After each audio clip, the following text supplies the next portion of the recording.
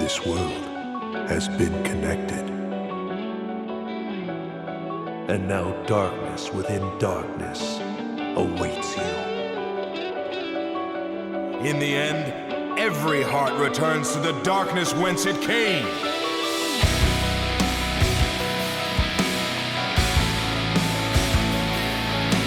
My name is Ansem. I reach for the darkness.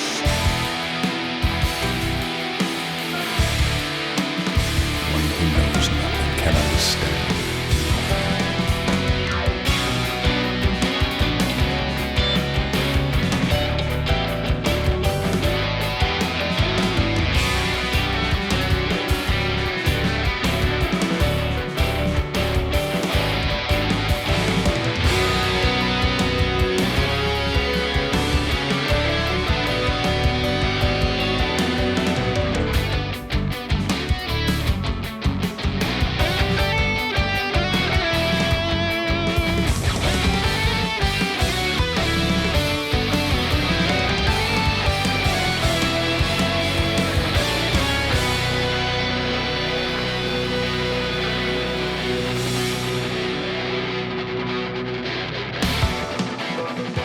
Tidings, everybody, and welcome to the Ansem Report podcast.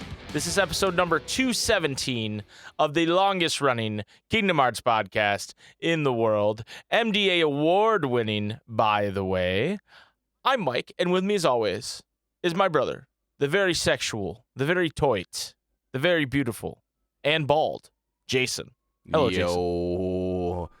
Dude, there's a fucking fire truck outside. It's probably gonna catch on the mic. Oh no! But that's because it's so we're hype. fucking back. We're so back. Get the alarms going. Exactly. Get the siren. Their fire alarms are going off. The whole studio's on fire. The fire truck's here to put it out, but then we're just gonna light the fire right back up again, baby. Let's go. True. They tried to dampen our cage fire. They truly did. Thank you to everybody who tuned into episode 216, the live episode, the first episode back for us. And we promised, hey, in 2 weeks, we are going to start kind of a Kingdom Hearts book club where we'll play through the games. Thank you to everybody who interacted with that. We saw a large amount of people get really excited about this idea, and we're very excited to kind of tackle it as a way of a big return for the Ansem Report. Yes, sir. Yes, sir. So before we dive into anything, I would like to read a bit of a poem, Jason. Okay.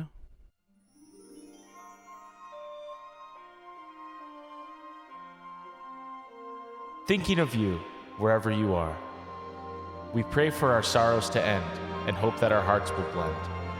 Now I will step forward to realize this wish. And who knows, starting a new journey may not be so hard, or maybe it's already begun. There are many worlds, but they share the same sky. One sky, one destiny. Thank you. Cinema. I just thought that was kind of appropriate for what we're doing here with the Ansem Report. Before we dive into the book club, because of the nature of the question of the week, let me play the stinger. Question of the week. Oh, yeah. Thank you to Afroxis, by the way. Thank you. We are going to kind of go through the question of the week first, because the question of the week, Jason, if you remember, is what is your first experience with Kingdom Hearts 1? I think in the future, the question of the week will kind of be on the back half, but because of the beginning style nature of this pod and of this question, we were going to go through it first. So this week's question of the week, what is your first experience with Kingdom Hearts 1? Egg of Dog says, I purchased it at the game store. Thank you, Egg, for contributing to the topic. The game store. Like, what even does that mean? The game store. They do shit weird in Canada, dude. They do shit weird over there. Must be a weird chain there. Like, where everything's, like, it's super generic. Just called, right, it's called the game store, probably. Just the game store. Because that's, I'm going to go to the hardware store, and then the game store, and then the car store. And then the milk store. The bag we get it milk in store. bags. Don't ya know? Captain Bacon says, I got my brother's old PS2 when he upgraded to, I don't know, what I got his used copy of KH1 and a handful of games. For several weeks, I didn't have a memory card, so I played from the beginning so many times, getting as far as Agrabah without being able to save. And when I finally got a memory card, it was after my parents' separation, and my grandpa wouldn't let me plug my PS2 into his TV. So he dusted off an old black and white TV for me. I went to Radio Shack to get a little fork adapter cable. So for my first full playthrough, I was completely in black and white, and I loved the game so much. And when I finally got a new TV, I replayed it on Proud, and the ending the second time in color hit me so much harder. KH1 was truly the most impactful game of my preteen teen years. Wow. Damn. Wait, so you're telling me your brother just was playing with no memory card the whole time he had his PlayStation 2? Or Yeah. he just kept the memory card for no reason? Like, Yeah, he kept it. he's like, oh yeah, I might want to show my kids my Kingdom Hearts 1 save file in 20 years. It's like, what? That's fucked up, bro. Yeah, that's next level gatekeeping. And then also Grandpa gatekeeping the television's Yeah, pretty crazy yeah. too. It's, No, pretty- like, what's the thought process there, bro? It's but Disney. against all odds, Captain Bacon still played Kingdom Hearts 1. Yeah, So, yeah. that probably hit different watching the beginning the first time in color. Right. Kingdom Hearts fans might not be able to read. Yeah, There might be a lot of things wrong with them, but they persevere. At the end of the day, they persevere. against all odds. Against all odds. Sean's posts a link and says this, and it's a link to a video called Kingdom Hearts Secret Labs preview, which was a I don't know exactly what it was, but it was some sort of preview on some sort of television thing. You can watch it in the question of the week. And then he goes on, then seeing the commercials. After begging my parents, I got it for Christmas the same year it launched in the US. As I mentioned years before, when I popped in the PS2 and the opening cutscene theme played, my dad said this was going to become a big game, and boy was he right. Then Destati dive into the heart starts, and a child now has to answer existential questions about himself while having a fever dream. Afterwards, you wake up on Destiny Islands and everything is cheerful. What a start to a game. Never experienced a Final Fantasy before or any other JRPGs before then. It really set a bar for me going forward on what games could be. Not just some fun entertainment, but actual stories to get lost in and maybe even find parts of yourself you didn't know you were looking for, and then realize those parts weren't missing at all. Wow, that was like poetic as fuck. Yeah, that was deep as hell. Oh, what the hell, Sean's? Sean's got me crying in the club on a fucking Wednesday, bro. Like, what the fuck? That was crazy. It's like the end of the Lego movie. You are. What? Fuck, I even forget the line now. where he's like turning the bad guy good. See, here's the thing. I've never seen the Lego movie, so you could have just said you are, and I would have been like, damn, that shit's Damn, deep. that's fucking deep. You are. You are. Doesn't get deeper than That's that, it, everybody. that's You it. are. You are That's the whoever you want to be. Shut down the pod. Yeah, It's done. We're We're done done with this. Sean AFK says, I don't even have a memory of my first Kingdom Hearts experience. I just remember having Kingdom Hearts 1 and 2 and not being able to get far in either. I don't think I was able to get past Agrabah and KH1 or Hollow Bastion fight with Leon defending the gates. I don't think I ever beat the games until I got to play the HD collections on PS3, which is also when I learned that the other games existed for the first time. Damn. Wow. He's a fake fucking Sean, fan. Also, like, I asked for your first Kingdom Hearts 1 experience, and then brother was throwing 2 in there. Like, follow the directions, please, Sean. Can't. Kingdom Hearts fans can't read, dude. What could I say? Oh my god, dude. Sean, please. That's, there are 2 types of Seans in this world. Yeah. Ones that answer the question of the week and make us have existential dread. Yeah. And ones that don't follow directions. Longtime friend Key says, I had a friend who was playing it on PS2 and I would watch her as she would play it. She had one of the physical guidebooks that she would use to help her. I didn't and still don't know anything about Final Fantasy, but I've always been a Disney fan, so of course I got my own copy not long after that. SB Cat says, don't remember how my mom decided to buy it for me. Maybe it was a recommendation from my cousin, but I got Kingdom Hearts for Christmas as a kid. I have mentioned this way long ago on an old question of the week, but I made up a little song about Santa Claus to the beat of the Destiny Islands theme. Anyway, I will never forget being confused why the coconut was green, seagull egg actually, I was a dumbass kid, and just falling in love with KH. I didn't realize it would make such an impact on my life, but here we are. Well, the coconuts are green, SB. Like yellowish, yeah, greenish, yellowish. Yeah, they're like a yellowish green. Yeah. we need you to record yourself singing the Santa Claus song. Yeah, and like pitch your voice up so that like So it's like you're a kid, yeah. Yeah. Or yeah, just that. or just teach it to Alisana and then she can sing it. True. Do on my desk by Monday, SB. Yeah. The Mop 13 says, I got the Story So Far collection for Christmas in 2018. I think I had seen some trailers for KH3 and it got me interested. I played through Wonderland that day and I finished the game 2 days later. I was hooked right from the start and finished the entire collection within 2 weeks. Wow. Damn, that must have been a banging 2 weeks. That's crazy. That's like the argument for like waiting for a whole show's out before you watch it. Right. You know? Just going a fucking bender. Right. Just a Kingdom Hearts bender. No life it. No life it. Athena says, it was my 10th birthday. My mom took me to GameStop and see, that's a real store right there. Let me interrupt here. That's a real store. Yeah. You don't, Athena didn't just say the game store. The game store. You know? Oh, I went to the food store and then the game store. Fucking Canadian. I'll start over here. It was my 10th birthday. My mom took me to GameStop and let me pick any game I wanted. I saw Michael on the cover of KH2 and I knew I needed both games, so I guilted her into getting me both. Right away, I played KH1 through all the way to the end of Deep Jungle. Then I couldn't beat the boss, so I dropped it and played the much better game, KH2 Smilers. Based. Yikes. Yikes. This is cringe. Especially like, you know, like the combo master shit. Like, oh my god. Yeah. SBGal says, this video, and it's a link to Barry Kramer's A Good Enough Summary of Kingdom Hearts, which is a pretty good video. This video was my introduction to Kingdom Hearts. KH3 was about to come out and my husband, Eric, or SBCat, if you're nasty, was obviously a huge fan. We had planned to stay with his close friend for the week and I was going to watch them play through the game. Because of this, I asked Eric a very silly question. Hey babe, think you could give me a quick summary of the first 2 games so I'm not completely lost? At the time, I didn't understand why he laughed in my face. We watched this video and I was completely lost. I remember immediately saying, there are how many games and why are there 2 Ansems? Also, how many Xehanorts do we need? I decided the only way I was going to learn was by playing the games myself, starting with KH1. Spoiler alert, I'm still lost, but had a great time. That's like a really like great, like of all the points to jump into like Kingdom Hearts, like pre-KH3 is probably like the most insane, right? Because like you have all of these,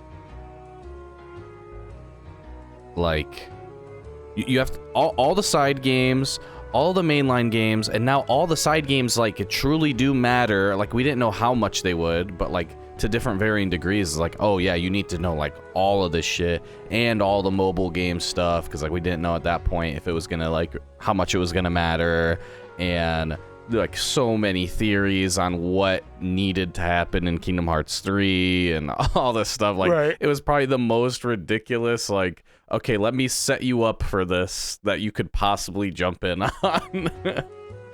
Well, and I did say this video is a very good video. I don't think it's actually a good video to catch up on Kingdom Hearts.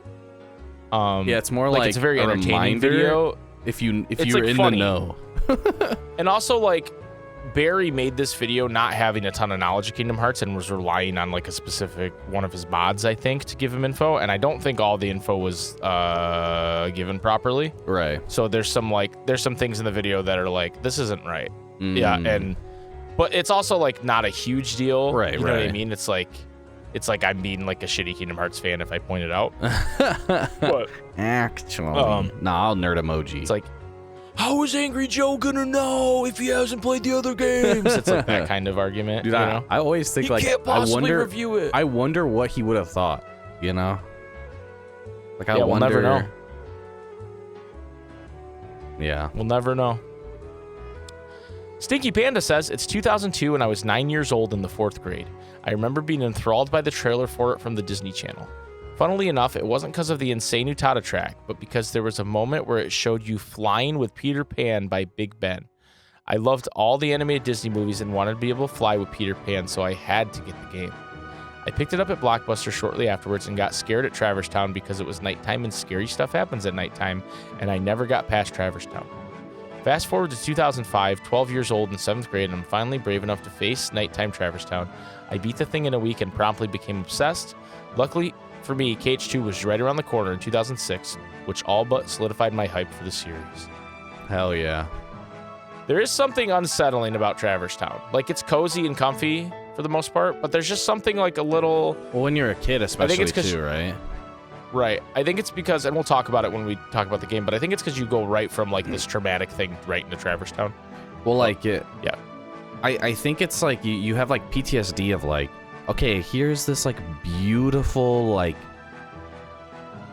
tropical island, like, something that is, like, one of the most idealized places in most people's brains. And then this, like, it just, like, blows up. And, like, there's, like, dark, shadowy demons spawning out of the floor. And, like, your day one is switching up on you and trying to get you to come into the dark vortex. And, like... So I feel like most people are like, okay, yeah, you know, there's a cozy vibe to this, but I'm not getting tricked again. Like, right. You're not getting me. True. True. Folsey says it was either a Christmas present 2002 or Easter 2003 for my brother who played it. Then I did and enjoyed it, honestly, because it was just something unique and I felt it was just done well. True, Folsey. True. Dave says, I was introduced via the story so far. My housemate pre-ordered KH3 and bought a PS4 for the house for it. So Marissa ended up playing through all the content. I watched. I still haven't gotten past the heart room.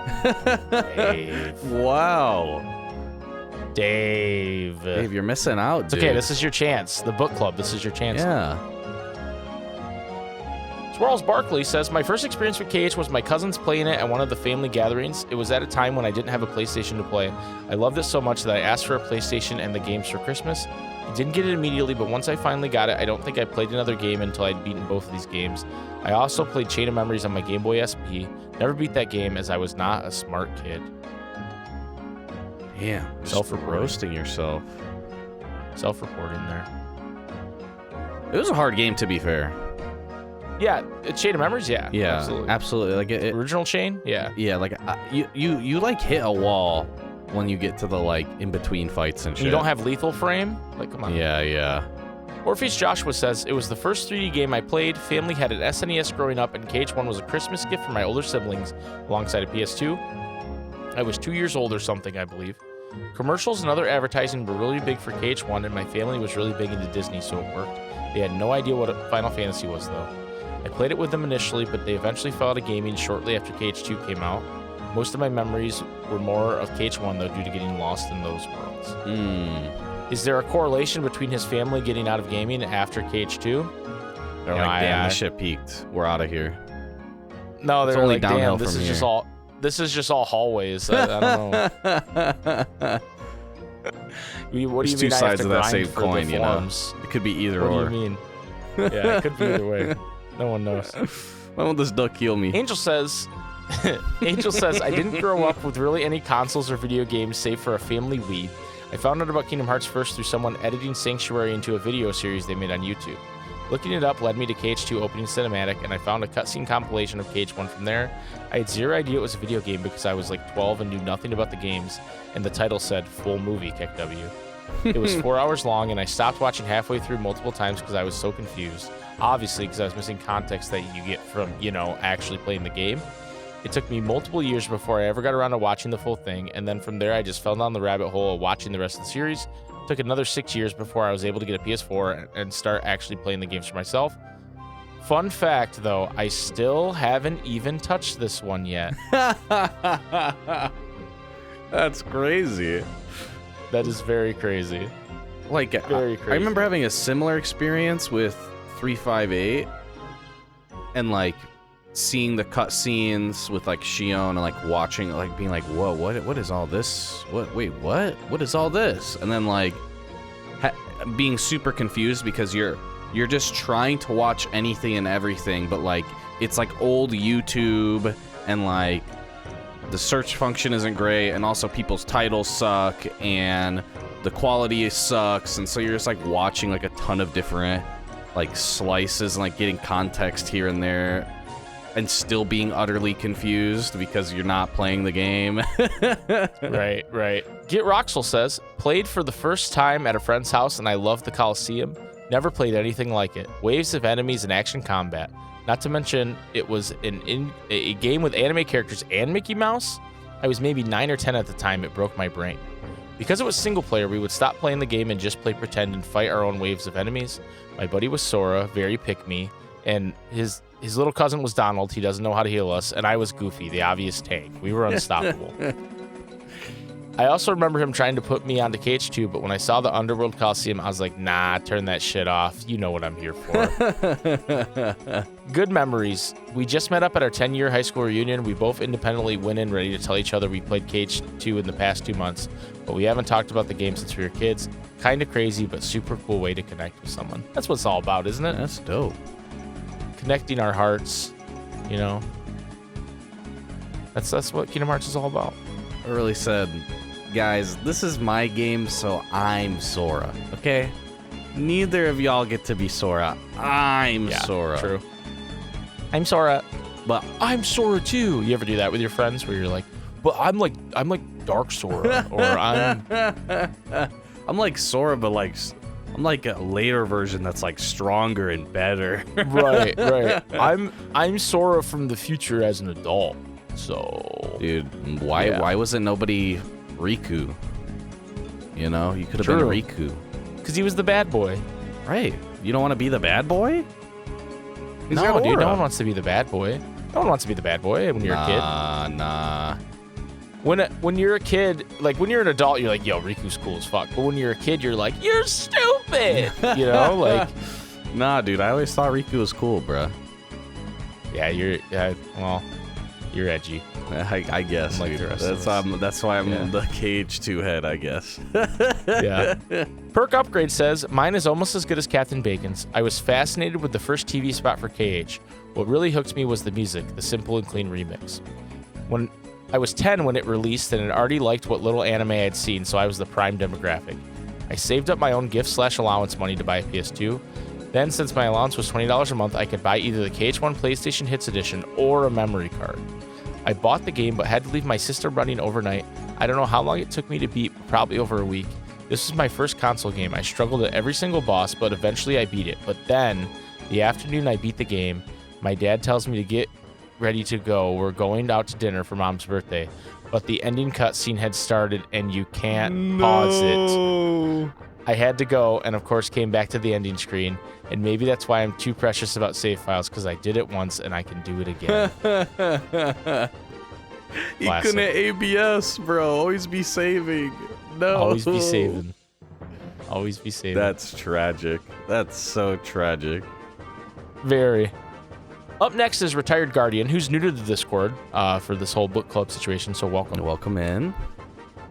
I wish I remembered my first exposure to KH1 better. It's just kind of always been there, which makes some sense as I'm not much older than the game. My dad and I took turns playing. For years, we assumed that Sora, Riku, and Kairi were Final Fantasy characters because we were mostly in it for the Disney content and didn't know any better. What I remember better is my first experience with the endgame. Dad and I got roadblocked by Dragon Maleficent back then, and eventually we stopped trying.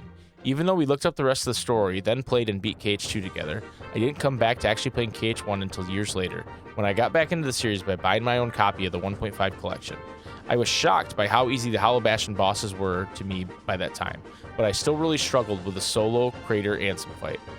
All that old frustration from my childhood came back, and it was so satisfying to finally beat him and finish the game. I've been hooked ever since. When I talk to my dad about it, I always tell him he should buy the 1.5 plus 2.5 collection and try again. He doesn't game much at all anymore, so I doubt it will happen, but I'm glad we have those memories together. He's as nostalgic for Traverse Town as I am. Oh, that's cool. That's really sweet. That's real cool. It's really sweet. Kingdom Hearts, connecting hearts, you know, that's what it's about. I'm going to say that like 30 times throughout this. Scotty C, or Energy Scott, says, my brother bought it on release, and I got home from school and was so excited to play it with him, but he decides to read the manual first, so I had to sit and wait. Bruh. That's spoilers, bro. Yeah, dude. What are you doing? Also, welcome back, dude. Energy Scott. Yes, welcome back. Bald. Chetzale says, I got on way late to KH, so my first exposure to the games were YouTube videos talking about how crazy the games were. And my first playthrough of KH1 was through an emulator of the PS2 Final Mix version. I think I had to download a fan-made translated version. I enjoyed the gameplay well enough and loved all the Disney stuff. I've been into the series ever since. Okay.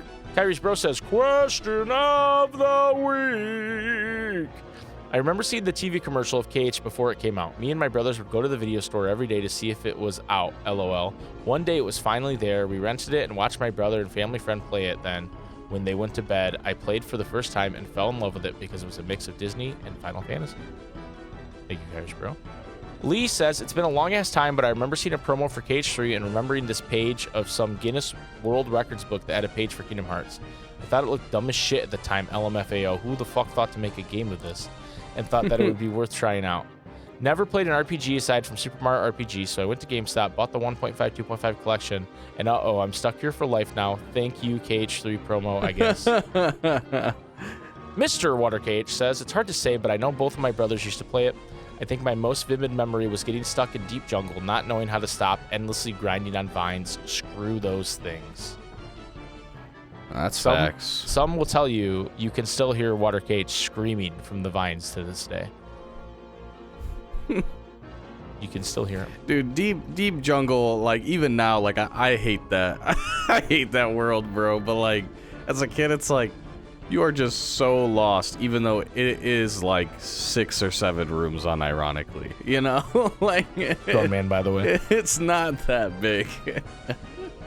It's just so confusing.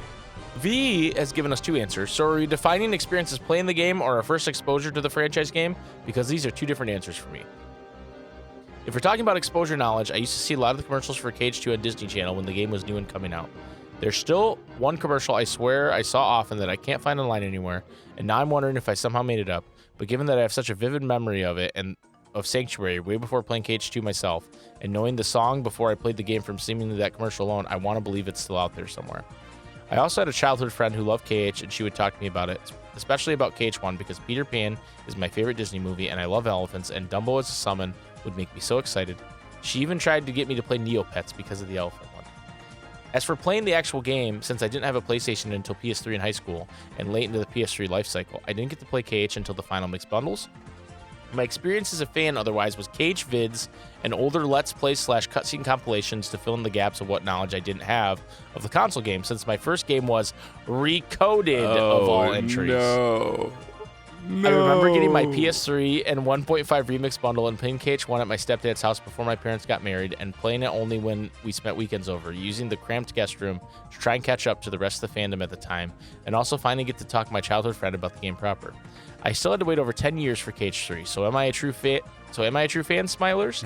I know this was really long, but my journey as a KH fan and the route I got to playing them all is really weird, and I love telling others, especially since I'm still here somehow, and now have matching KH tattoos with my non-gamer mom. Aww. Kingdom Hearts, connecting hearts, you know? Fake fan. Mr. Spanky says, I can't quite remember how my first experience with KH began, but I definitely remember how it ended. I'd played through it all the way to Deep Jungle up to where the final Sabor fight is supposed to take place, and for some reason my game decided to screw me and he would never pop out to attack me and start the encounter, so I was perpetually stuck unless I restarted the whole game because reverting back to any of my previous saves wouldn't remedy the issue. So in my annoyance, I set it down and ended up picking it back up until KH2 came out, and I had a blast playing through it, so I went back and restarted KH1 finally. Definitely should have just restarted instead of waiting so long, though.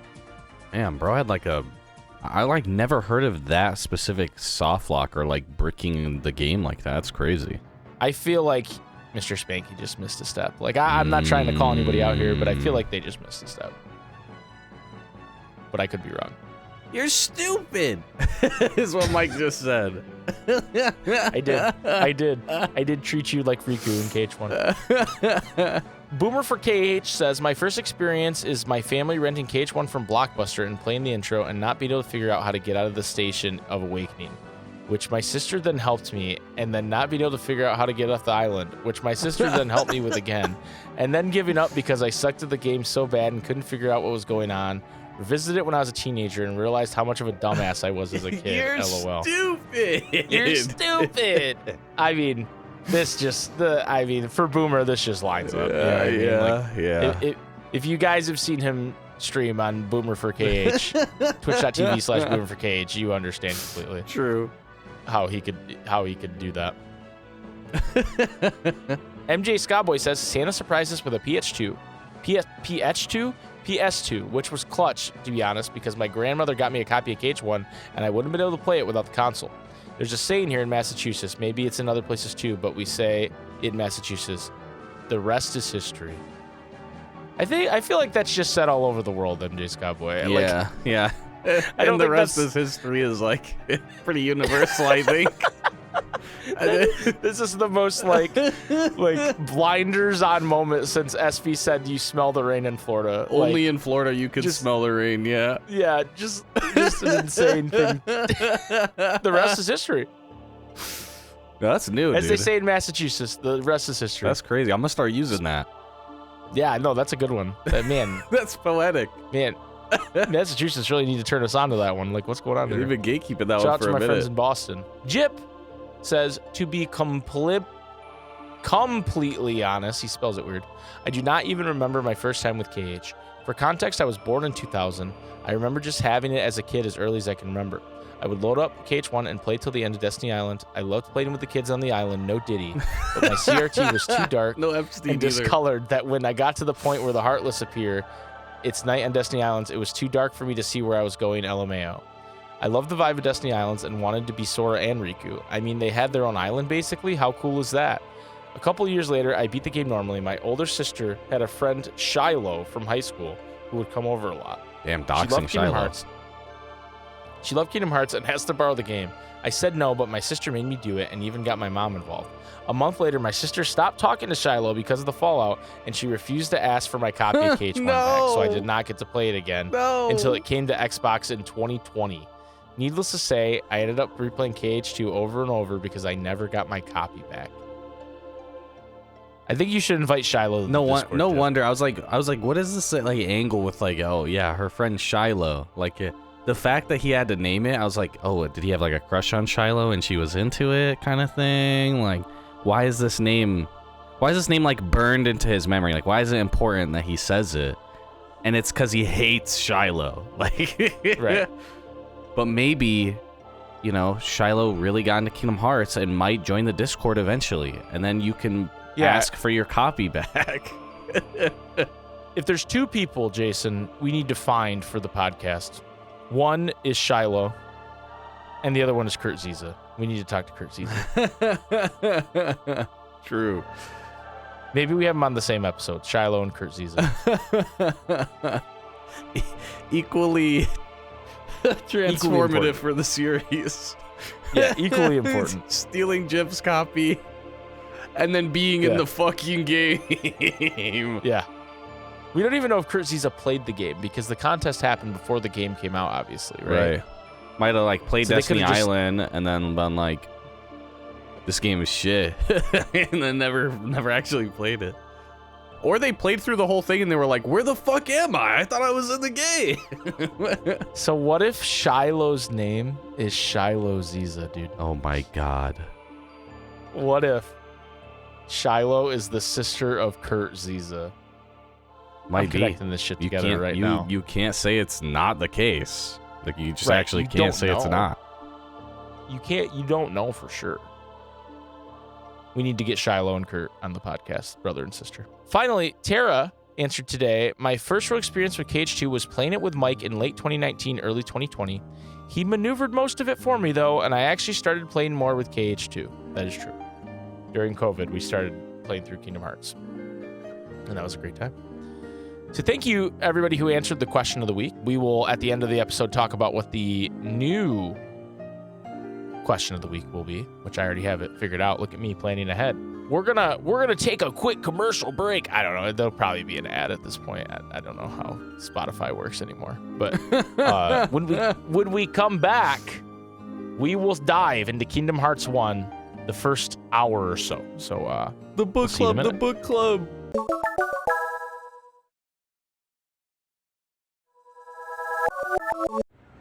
This is Richard Epcar. Welcome to the Ansem Report podcast. Come. welcome back to the Ansem Report podcast. Yeah.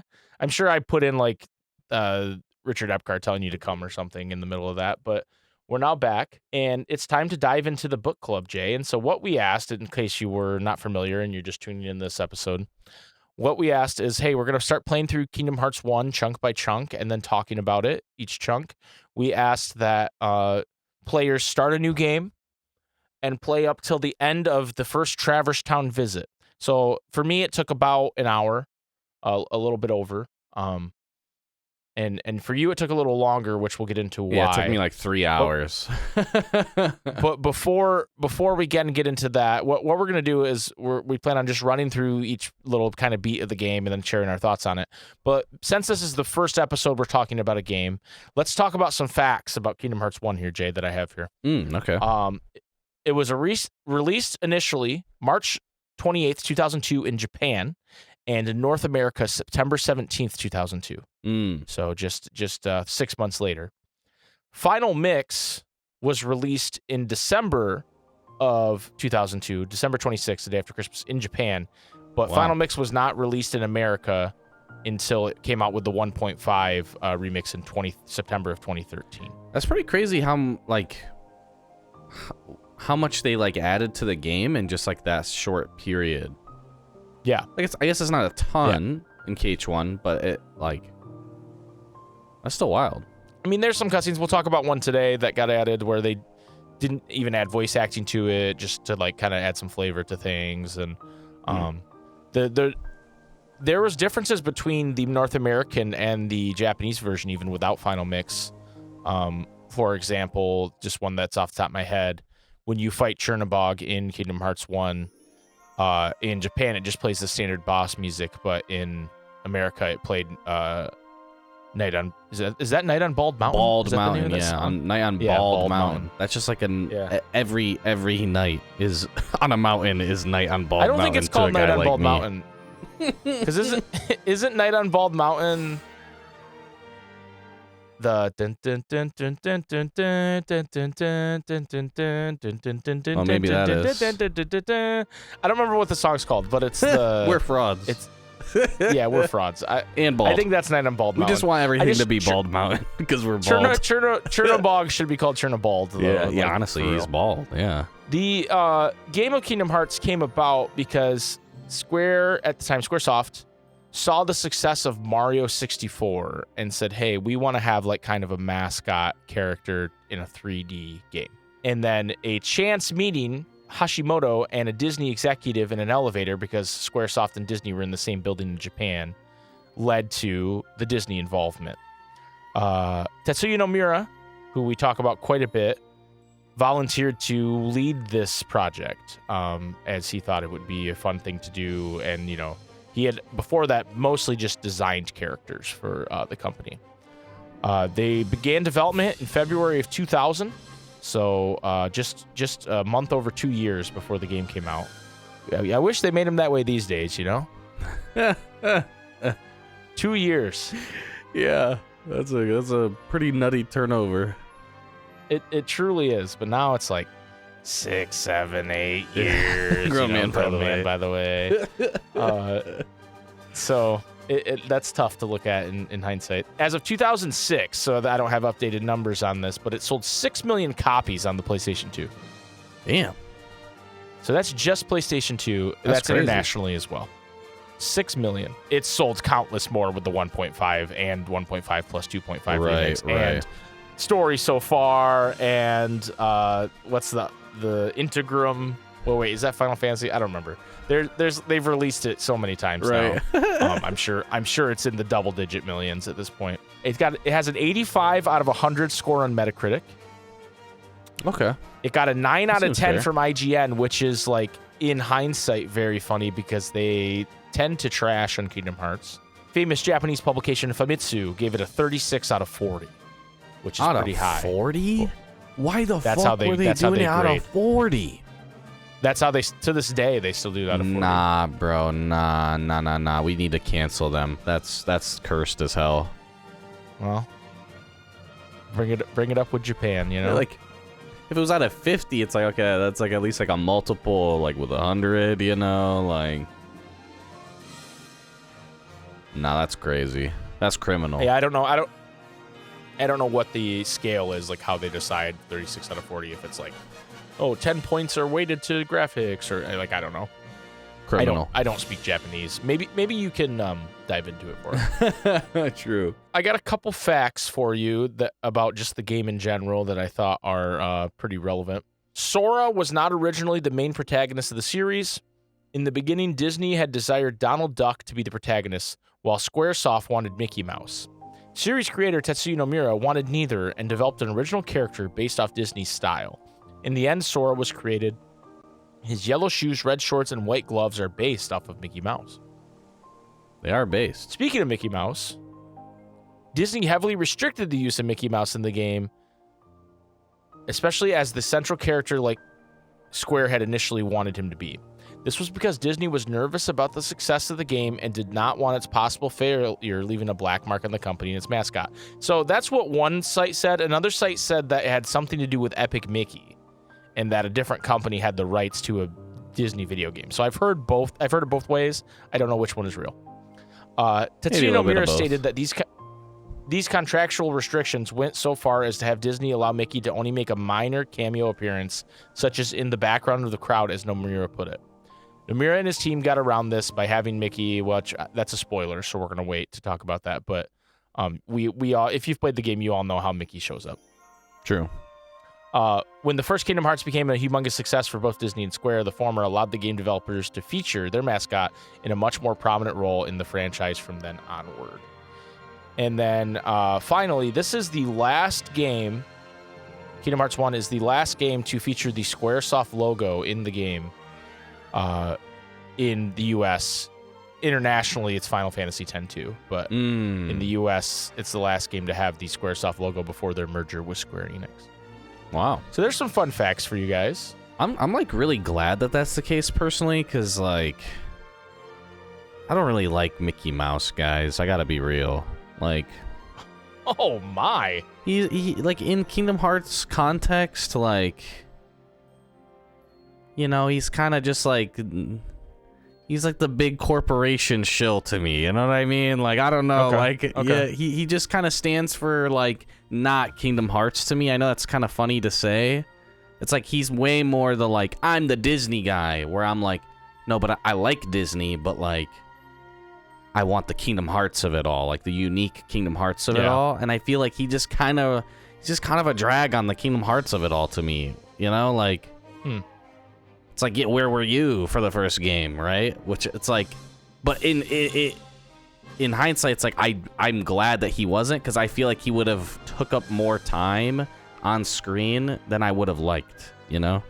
I think that's a fair take, and I think they kind of find their rhythm with him in Kingdom Hearts 2, and I think it's a little better. So yeah, but I agree. I feel like he that, never like, oversteps his bounds, where it's like, oh, and now it's the Mickey Mouse show or whatever. Like they do a good job of keeping him being a mysterious kind of character, or like he's doing his own thing.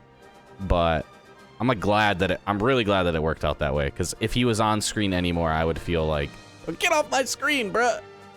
Yeah, a lot of times having restrictions in art creates better art, right? Yeah. So I agree that if he had been allowed to be in the game more, it probably they wouldn't have come to a lot of the decisions they ended up making, which were good decisions in my opinion. Right, like imagine Mickey's in your party, and it's just you and just Mickey or something, you know? Right. Like, hell nah. Let's get into the game, Jay. And I want to be clear about our book club discussion channel, because I said, hey guys, put your thoughts in the book club discussion channel. I don't think anybody thought this, but just to be clear, that doesn't mean we are going to read everything everybody says, because that's what the question of the week is, right? Yeah. And this is more like, hey, I'm gonna take, if I see something that I think is like interesting to me in Jay's discussion, I will mention that you mentioned it. I might not mention it. I might say something and you go, wait a minute, I said that. And that's possible, you guys. Like, that's, but we want you guys to continue to discuss in there, and we will continue. There's a very interesting conversation about Final Fantasy characters in Kingdom Hearts that Fabio started that I think is a good topic for another podcast, right? So there's stuff like that we're definitely getting from it, but don't feel some kind of way if I don't mention something you specifically said is my point. Right, it's like more for you guys in the Discord to just like share your experience and like see other people's experience, and you open up this game, Jay, and Dearly Beloved plays with the waves crashing, and I couldn't help but just close my eyes and stay on that menu screen for a few moments. Yeah. You know, it's just so like pleasing and calming and beautiful. It's instant serotonin. I was on that screen for a really long time for a different reason. So I'm playing through the game in Japanese, and you know, I have the 1.5, 2.5 collection on Steam that I'm playing, and at first it shows like a bunch of screens, like legal screens, like when you boot up the collection screen, and it's like, oh yeah, like you can't pirate this type of stuff, right? And then like it's all in Japanese, and then I get onto the main screen and I'm like, all the Kingdom Hearts games names are all in just straight English and everything, and I'm like, okay, whatever, like go in, do it. Then I'm on the main menu, and at first I was like, everything's in English again, and I'm like, what? Like even like where it's like new game, load, back, like all that type of stuff, right? And I was so confused for a second. But then on the far bottom right of the screen is where it has like basically across from it, it has like new game, load, like that type of stuff in Japanese. And so I was like, oh, okay, finally. Like I was really worried that like I was gonna need to like uninstall and reinstall the whole game. Like I thought I messed up the assignment immediately. But I got to listen to the main menu a bunch of times while I was checking it out. What difficulty did you end up playing on? I just did beginner. Okay. Cause like I did final mix. Huh? It's standard. It's called final mix, but it's standard. Oh, huh. Well, like in Japanese, they're all final mix beginner, final mix standard. Like it says final mix for all of them. Yeah, I think in English it says beginner, final mix, and then final mix proud. Yeah. Yeah, I did beginner because basically, and I knew I was gonna take more time than usual because I'm like combing through like, oh, like this seems different. Like what they said here is like ringing like a red flag of like, oh, this is just like, this doesn't seem like what normally is said here. And so like I'm using like the Wayfinder project or whatever to like pull up the English scene and then like compare it to like refresh my memory, like, oh, is this actually what they said, kind of thing. And so I'm having to take the scenic route a lot more. So I was like, I'm definitely choosing beginner here. Like the gameplay is less about the gameplay for me specifically in my playthrough, right? Like having played it a billion times, but there's certain things where like I definitely have like stopped to smell the roses, right? Like for sure, I did all the optional fights and stuff like that, which we can get into. Yeah, I mean, for me, it's like if you're not playing on proud, you know, kill yourself. that's I'm just kidding. I'm just kidding. I'm obviously not playing on proud because I don't want to beat my head against the wall for this playthrough. It's not what it's about. We've done that shit before, you know. Yeah. Obviously, if you guys haven't caught on, Jay's playing in Japanese and I'm playing in English. Yep. I had to really fight the urge to skip cutscenes. Like, oh, me too. I multiple times. I actually recorded my gameplay for like B-roll for the pod, and you'll be seeing it as we talk about it. Oh, nice. But there are multiple times where I pause, like I'm gonna skip the cutscene, and I go, no. Yeah. Just like it's just like a habit, you know. Like the muscle memory from speedrunning the games, and then like rando and all that stuff. So it's like it's just ingrained. I'm like, I've paused it multiple times as well. Yeah. So we start with the opening cutscene, which a lot of people in the Discord talked about how it's just goated. And I agree. The Simple and Clean Planet B remix is an incredible remix of the song. But if I've heard this criticism of Nomura before, Jay, and I wondered what you thought of it. Whenever he didn't direct Final Fantasy VIII, but he's given credit for that opening cutscene as well. He tends to have these openings that instead of being something that's like relevant to the plot or meaningful, they're kind of like these fever dreams that are like music videos, right? Yeah. And that's definitely the Just case an here. AMV. Like obviously it's like hinting at things, you know what I mean? But like it's also just kind of nonsense, but I think it's good nonsense. Like I think it's like it sets the tone, right? And I think if you're like looking at these cutscenes and going, oh, because Sora's falling, it means this, like you're doing it wrong. Like I think it's just like thematic, right? Like the Right. feelings, the ideas, maybe some of it is more directly correlated and stuff, right? And I think if you do look into it and like psychoanalyze, like, oh yeah, this is a symbol for this, like if that's what you get out of it, sure, right? I don't necessarily think that's what they were going for if I had to guess, right? Like I think it was more just like, this is cool, this evokes this emotion, let's do this. they're like anime. We know we're gonna openings. do that. Yeah, like it's just like an AMV basically, literally. Like it's just cool. If I had to And I guess. think that, to everybody's credit who looks into it more, Nomura definitely, in hindsight, wrapped some things and continues to do that into the story. For example, not to get into spoilers, but there's, you know what? No, I'm not even going to say that. We'll get to that when we get to that. So, because I'm trying to treat this like there's people out there that maybe haven't played these games before. Okay. Yeah. And so I don't like that. I don't necessarily want to jump too far ahead with like theory crafting or anything. All I want to say is I do recognize that Nomura later takes things from these openings and goes, hey, this is important, right? Yeah. We end up in a Station of Awakening. I'm not going to say the Station of Awakening because the way we understand Station of Awakenings now is that it's someone's heart, so to speak. Yeah. But he ends up in a few different ones, and it's basically a tutorial to teach you how to play the game. It's pretty clever. Oh, I'm looking at my cutscene footage, and that's when I just tried to skip the cutscene. And it offers you a choice between 3 different items. There's a sword, a shield, and a staff, and you have to choose one, and then you have to give up one. And doing this changes what abilities you learn at what level, your different stats. I personally chose the shield and gave up the staff because that's typically what I do. Right. And I know grabbing the staff and giving up something else is CBT. Yeah. Basically, like, that people say, oh, there's no wrong decision here, just do what you want. Choosing the staff is like, unless you're like unless you're going for like a level 1 proud run, is just the wrong decision. Yeah. Like truly the is. abilities you're missing and the damage and the defense and everything, it's just like not good. Yeah.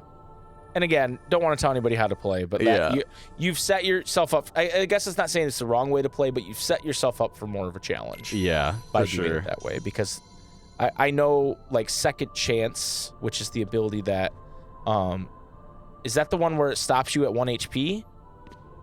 Yeah, I mean they When you get hit? both will stop you at 1 HP. It's more just like one is from one big damage and one is from multi hits that are like in one combo.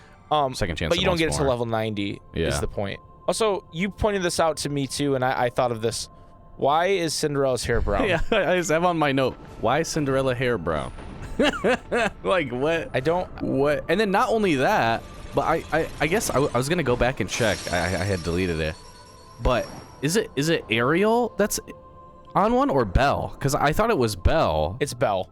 But Belle. why her Ariel's not hair on. red? And that's why I'm like, why her hair red? It's her though. It's a little more understandable because she has brown hair, and so it's like it's a little more red tintish than you'd want. But like Cinderella goes from straight blonde to brown hair. Yeah, like dark brown hair.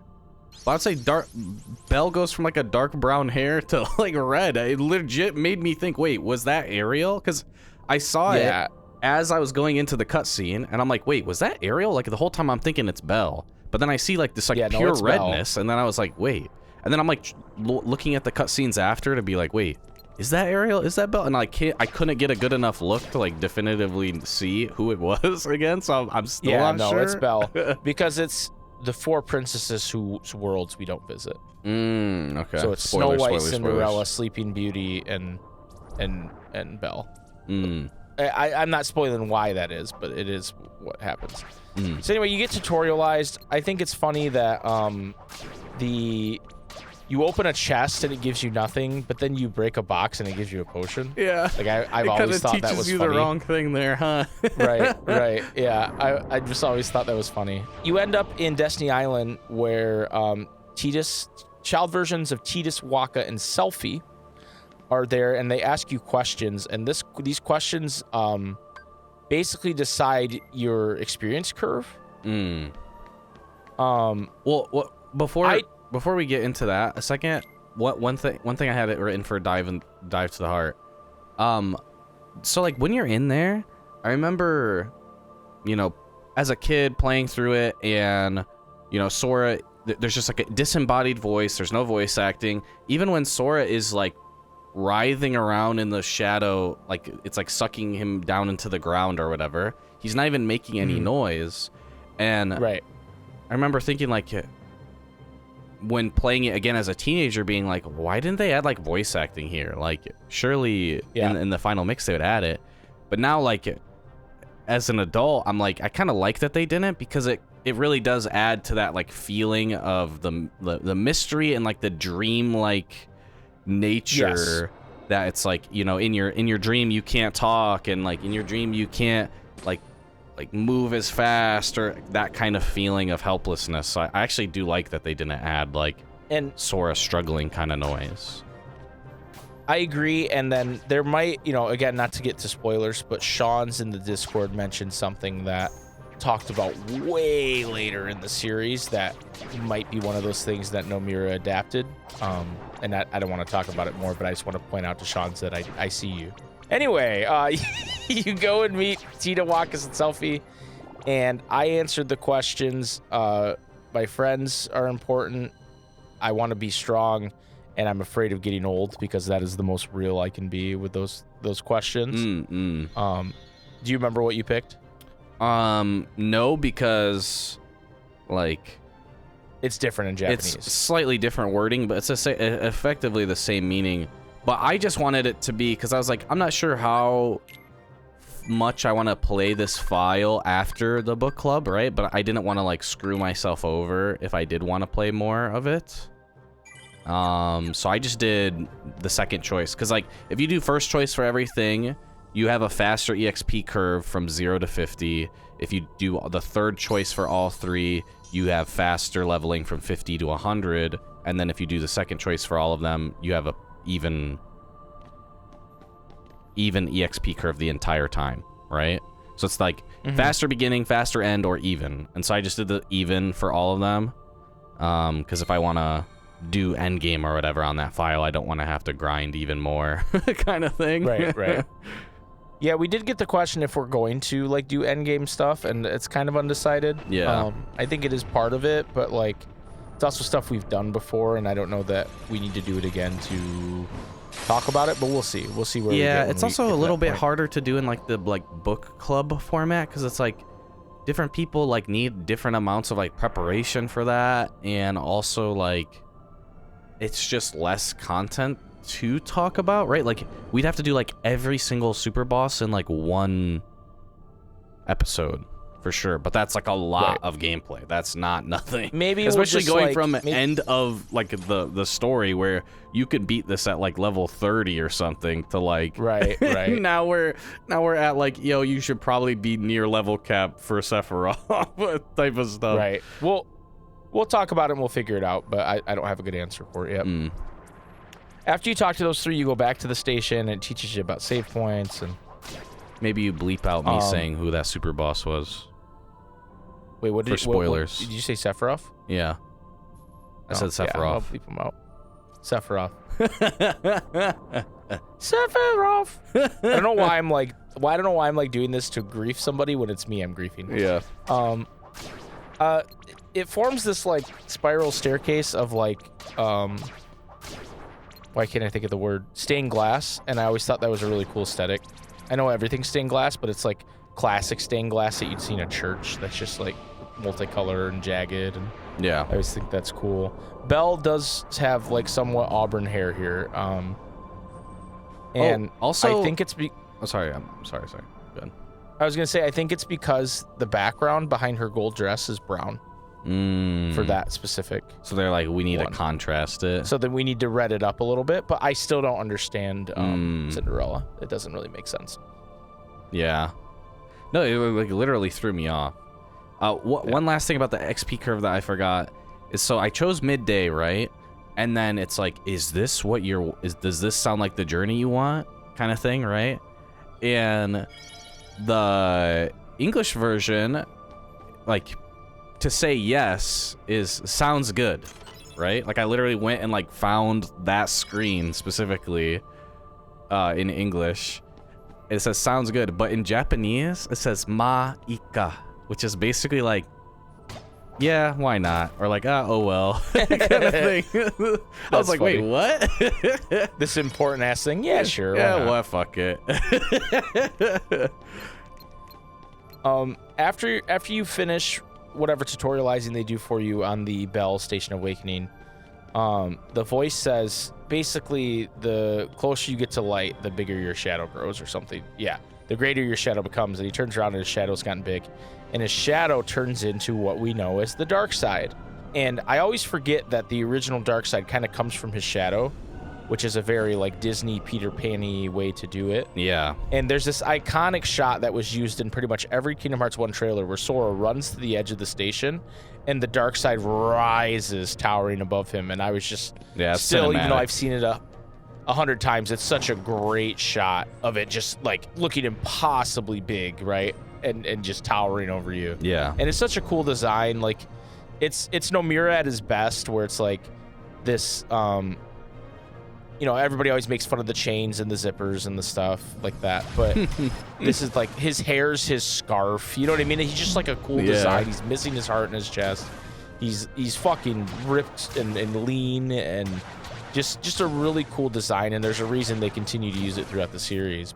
Well, and like if you dissect like the whole thing, right? It's like, okay, you're in this giant black void area. The only light is coming from the stained glass floor of this Disney princess. Your character like doesn't talk or make noise basically, and then you're fighting this giant basically paralysis demon, like sleep paralysis demon, and then like it's just cool, bro. Like especially like in the context of back in 2002, like this shit was crazy.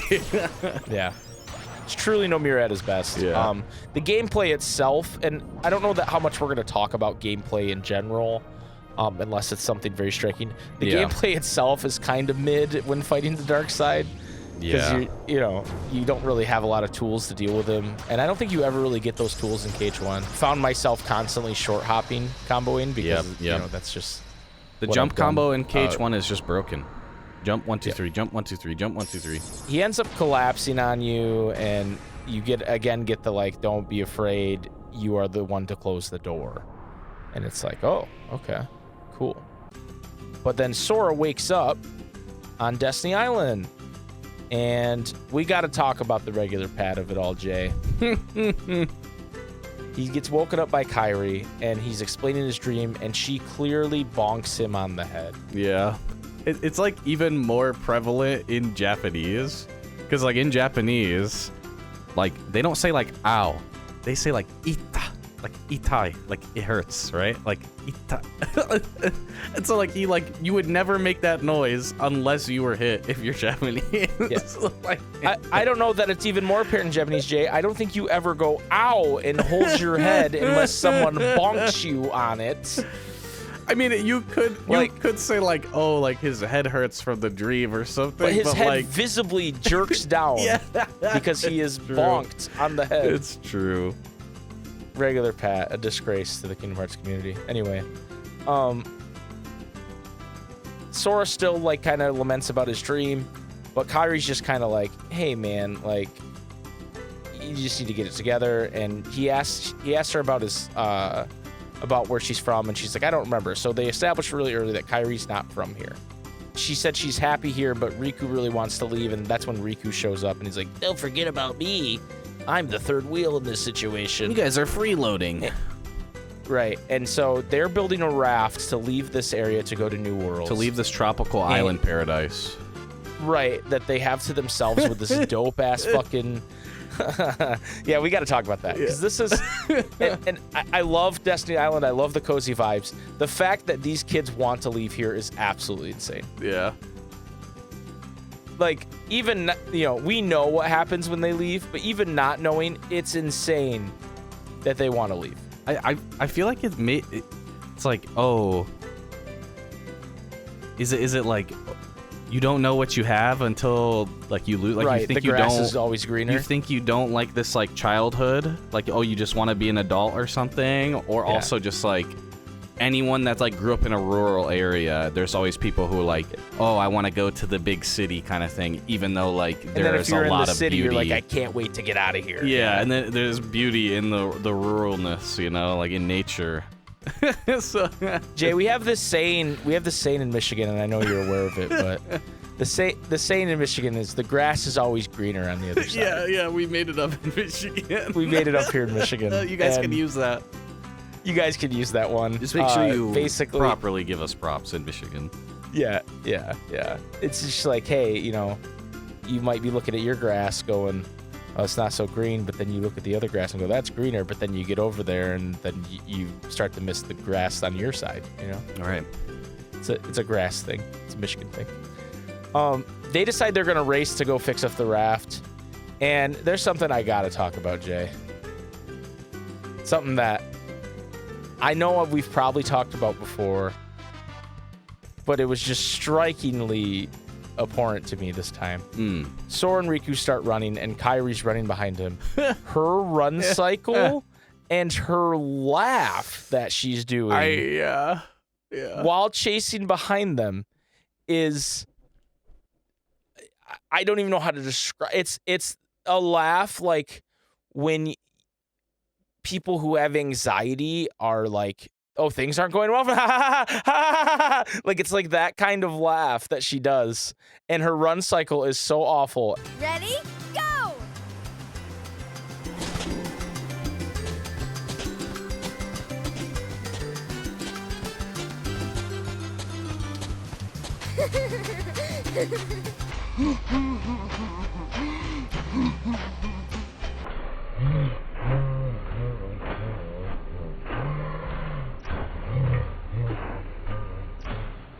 And this is the start of where, in my opinion, where people say Nomura doesn't respect women because he gave her this run and this laugh.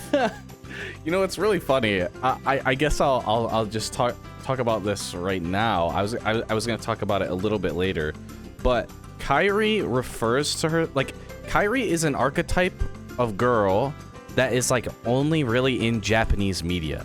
She makes so much more. Like, I remember being like playing the game again as a teenager and again as an adult and being like, Kairi's kind of fucking weird, like her mannerisms and like how she, like, for example, she does the let's just leave just the two of us, right? And then it's like, just kidding, and being like, bro, what? Like, what? This feels so weird and unnatural. That laugh while she's running feels unnatural. But I think it's because the archetype of character is a very Japanese, where, for example, to say I or myself, this is a little Japanese lesson. There's many ways to say it, and there are certain ones that are more masculine or feminine. Like, really, mainly only women use this one, or mainly men only use this one, right? And she uses one that is very feminine, atashi, when referring to herself. And the type of woman that uses atashi is normally like a very confident in themselves. So like if you watched anime, any type of like gyaru character where like they're like a popular girl, dyed her hair blonde kind of thing, like doesn't really care how she dresses kind of thing, or like wants to be pretty more than proper kind of thing type of character.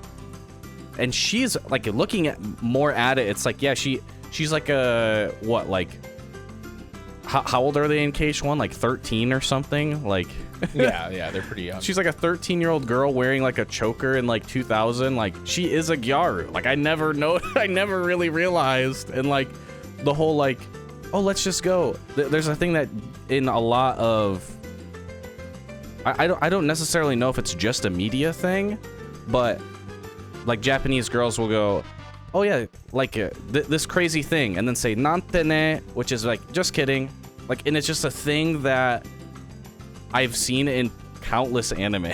So like I don't know if it's just media or what, but it makes so much more sense in Japanese. Like it just, she is a Japanese girl character archetype, and it just doesn't work well in English. Like it just makes her seem kind of crazy.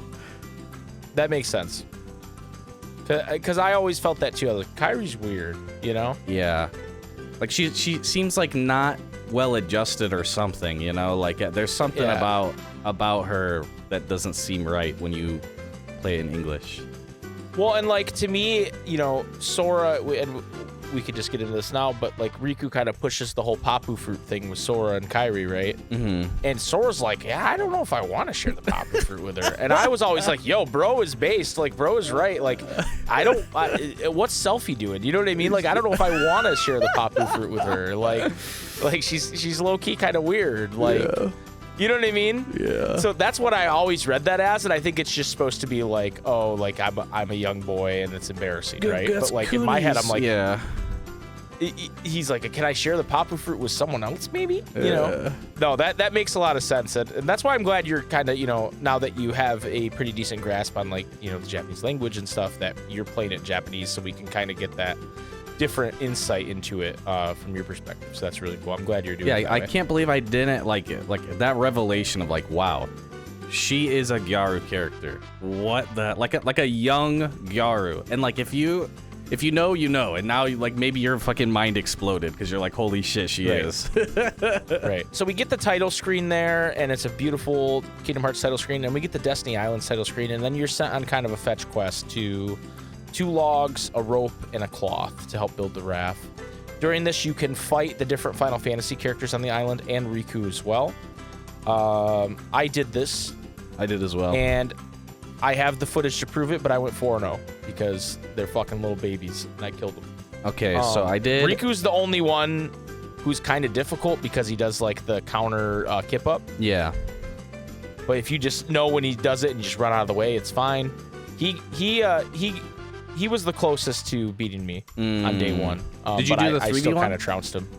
I did the 3v1 the next day, and I also just annihilated him. So the 3v1, I got close to dying. I also got close to dying. I'm not gonna lie. Dude, I said annihilated. Okay. What?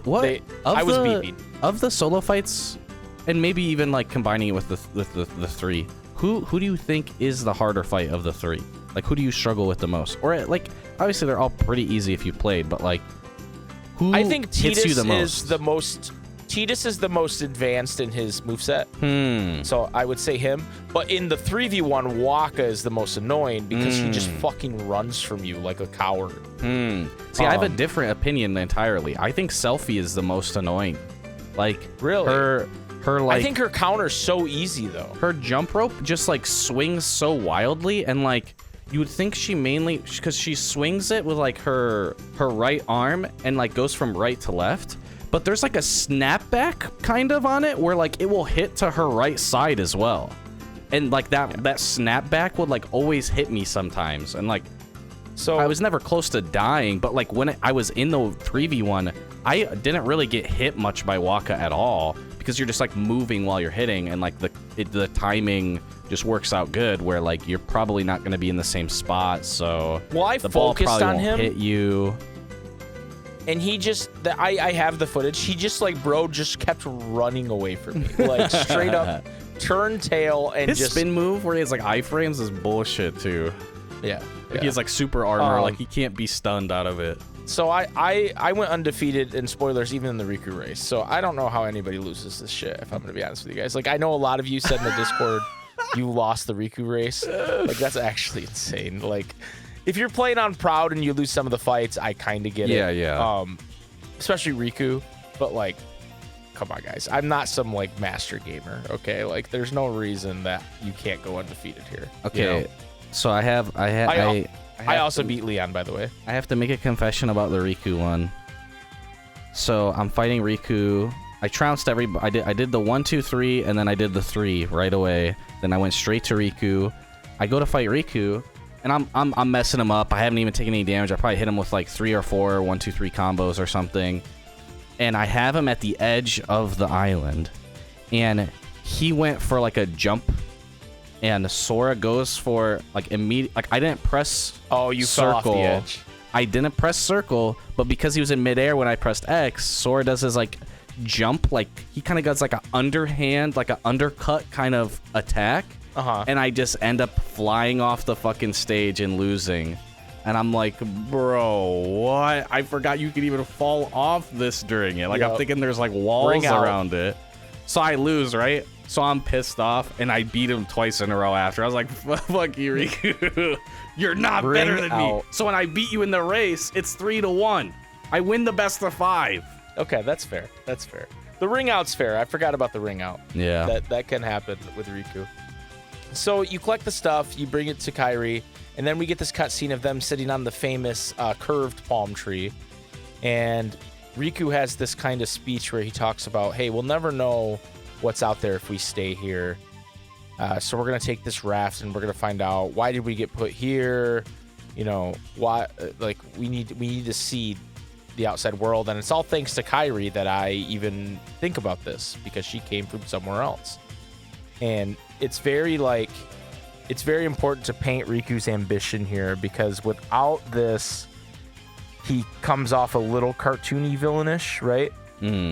Like, but you wonder, because of this cutscene, you understand why his ambition to leave is so strong. Yeah. And I think it's important. When he like feels it in his heart. Yeah.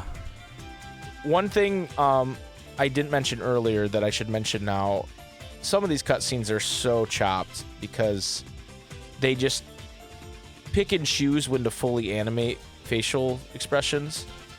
Like sometimes you get the flapping lips, flat face, and then sometimes they're like fully animated, right? And it does bother me a little bit. And knowing that they had to basically remake this game from the ground up when they made 1.5. Yeah. I don't know why they didn't fix that. It's one thing if it's like, okay, there's a text bubble and no one's talking, or if the whole cutscene's like that. But it will like pick and choose in cutscenes when like Kairi has flappy face or when she's animated. And it's really jarring to me. I forgot about that, and that's making me wonder. Like, I'm going back to that scene. Through like a Japanese playthrough right now. This is like really old though, so it's like the KH3 version. Because like I remember what you're talking about, but I don't remember seeing it in this current playthrough. So it might be like a... You think maybe they changed it because the English, they wanted to... But the lips don't match up, so I don't think that well, like they makes didn't sense. want to do more work to like...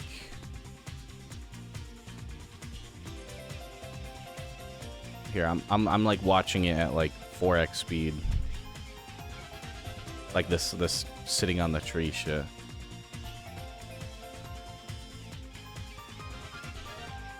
Because I don't like I know what you're talking about, where it's like just the mouth flapping. I brought it up now, Jay, because it happens a little bit here, but the cutscene with Sora and Kairi at the beginning where she bonks him, it happens a lot. Really? Yeah, like it, and this one, it's most noticeable when it focuses on Riku and then Kairi's in the background talking and she's just blinking and flapping. Huh. Here, let me go to the bonk. The bonk, it happens a lot. Because it'd be really interesting if it's like yeah, due to like the spacing. Because this is something I was gonna bring up as well. You know how like I remember we had a work friend that we said, hey, yeah, like he was interested in playing Kingdom Hearts.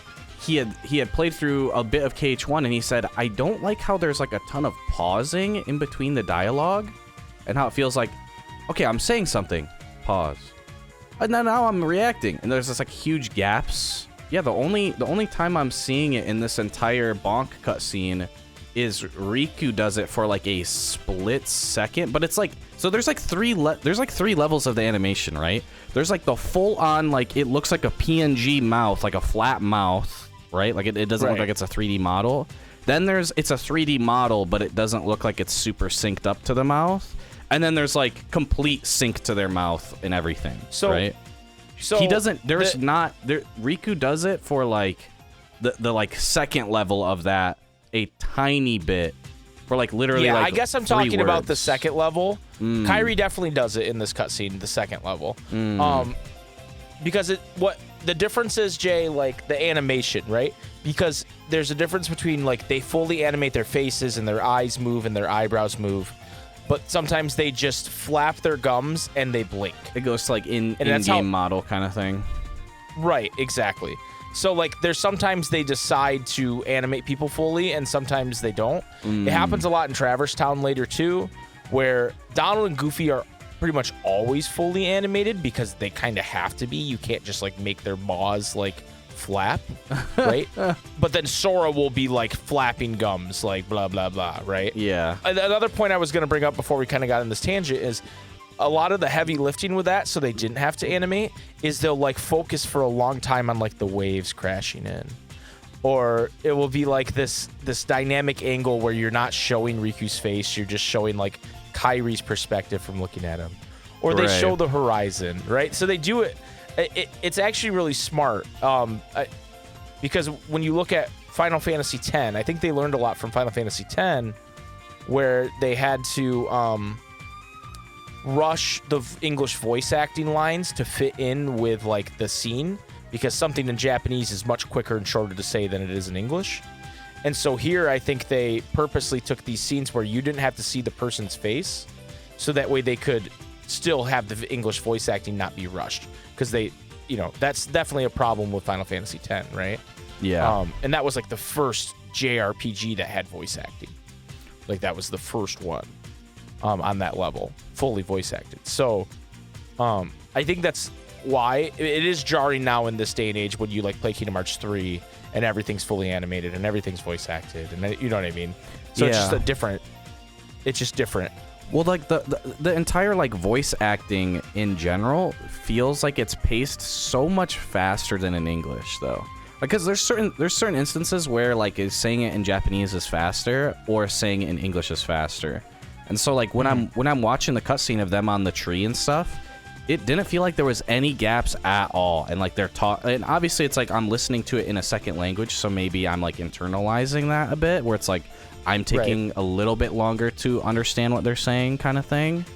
But like it felt like there wasn't really gaps in between them talking and answering each other that I would feel more so in the English dub.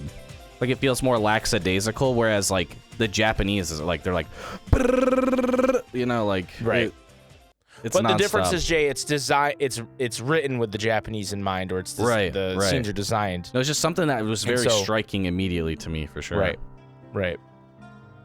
But I think my point was, I think they planned for the English voice acting a little more than they did with like 10. Yeah, or even just like for less workload. Like you just don't even have to animate it for Japanese voice acting either, right? I mean, 10 famously had that problem where they brought in these voice actors and like they had to like Yuna constantly has to like rush her line to like fit in with like what's going on, like to the point where people are like, man, Heidi Burgess or whatever her name is a bad voice actress, and it's like, no, this isn't like a cartoon where you have, they animate it to the voice. Like it's different. Yeah. So, moving on, Riku and Sora have the Papu fruit moment where he throws him a Papu fruit and he's like, hey, if you share this with somebody, you're connected to him forever. And Sora's just kind of like, what? He's like, don't you want to try? And he's like kind of teasing him. And they leave and we go to the next day. But before we go to the next day, we get our first look at Disney Castle, Jay. And with both the Disney Castle scenes we get in this section, in your cut with the Destiny Islands, one thing that's so striking to me is that whoever wrote this part of it understood the assignment. And what I mean by that is that this is cartoony, it's fun, it's funny, you know? Like, I know we always joke about how it's such a stupid bit that he knocks on the big door and it's a tiny door, but that shit's funny. That's like Disney cartoons, you know? That's Donald Duck, you know? It captures the Disney of it, yeah. Exactly. Donald's hilarious in all these scenes. He finds out Mickey's not on his throne and Pluto has a letter from him. And he goes to wake up Goofy, and Goofy's sleeping, and he has to thunder him. And then they do this bit with they're right behind me anyway without saying it, where Goofy's like, Queen Minnie? He's like, don't tell anybody what I'm telling you. And he goes, Queen Minnie? And he goes, no. And she goes, Daisy? And he goes, no! But then they're standing right behind him, you know? Yeah. Just a really funny bit. And then I think we go back to Destiny Island after that bit, and the letter shows up after the second day of Destiny Island. The next day in Destiny Island is more the same. We're collecting rations now, so you got to collect 3 fish, 2 mushrooms, some fresh water, 2 coconuts, and a seagull egg. And then the other feature of this day is you get to race Riku. And this is like and if you win, you get to name the gummy ship is what's on the line. But Riku right before says, hey, whoever wins gets to share the Papu fruit with Kairi. And Sora's like, what? I didn't. He goes, all right, here we go. Right. And he's like fucking with him again. One thing I thought was interesting that I didn't remember is that if you talk to the 3 Final Fantasy characters, they have voice acted lines that they say to you. Yeah. And Selphie she talks about the Papu fruit and how romantic it is. Waka's like, hey, me and Tidus are going to go into the secret place. So he's trying to tell you about the secret place.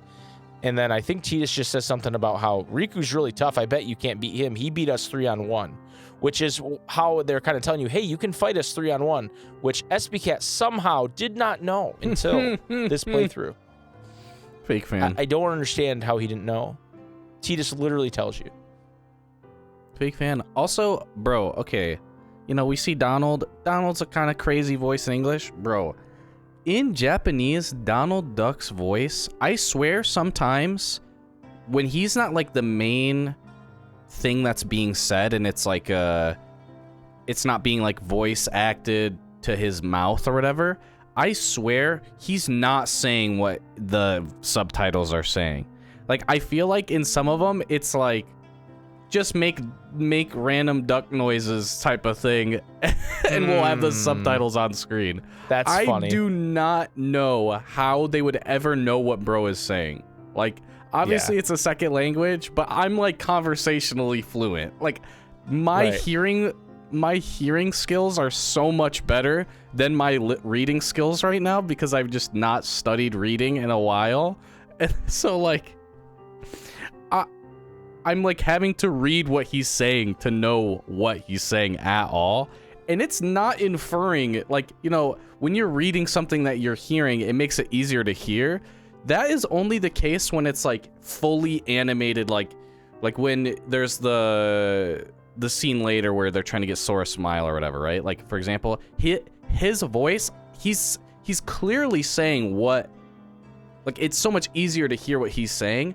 But there are some times where I feel like they were just like, screw it, bro. Just make duck noises, bro. Like, yeah, like, I believe it. I believe it. Like when they fall on him and they're like, Keyblade or whatever, right? I swear he just is like, he went like, kakika. Like, in like, kakika. Like, what the? I was like, bro, that is not what he said.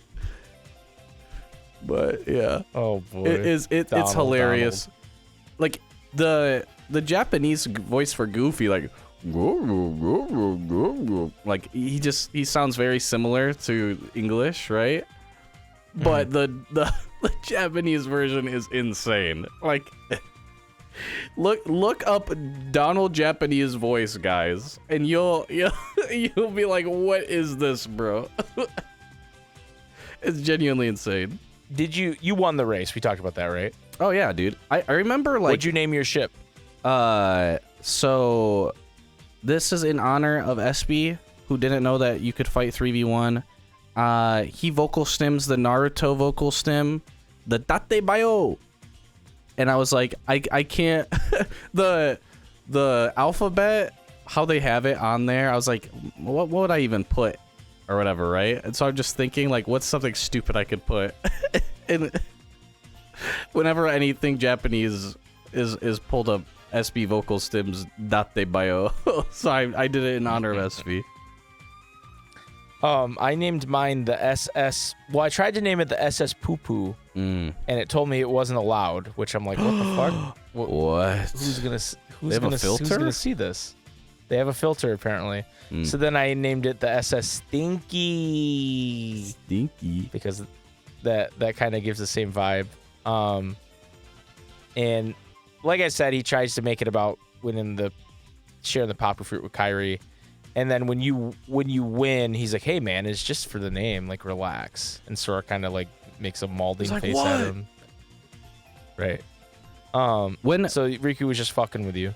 When we played it on stream, I remember, and it was like when Twitch had like first added the whole like gambling channel points thing. Yeah, predictions. We were playing through, and you can predict, and you can get your channel points and stuff. And we were playing it, and it's like, okay, Jay is gonna race Riku. Is he gonna win or is he gonna lose? And I was like, guys, you do not want to bet against me, guys. Listen. They're like, I put 100K on Jay losing type shit. It's like, nah, bro, you're gonna lose it. And then I literally said, guys, this is how you can beat it every single time. You have to monumentally fuck up. Immediately, you just run off the side to the right. You run up the stairs, you run up the ramp, you do 2 jumps. So all you have to do is not fuck up 2 jumps the entire time. You touch the star, you immediately run off the ledge, just go around.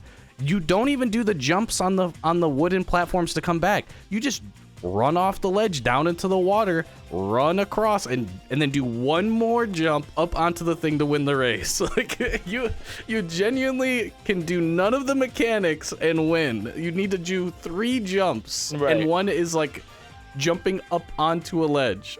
Like, it's free, guys. It's free. Right. It truly is. The zip line's bait. The trees are bait. I fell on the deck. The decking fell beneath me for both me and Riku. I walked around the zip line. I ran up the ramp, jumped on the 3 trees, hit the star. Riku wasn't even near me. I jumped across the trees and fell, went up to the side, didn't make the jump the first time because that jump's actually kind of tough to make it up on that ledge.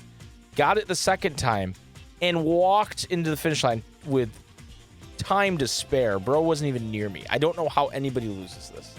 Like I you have really to don't.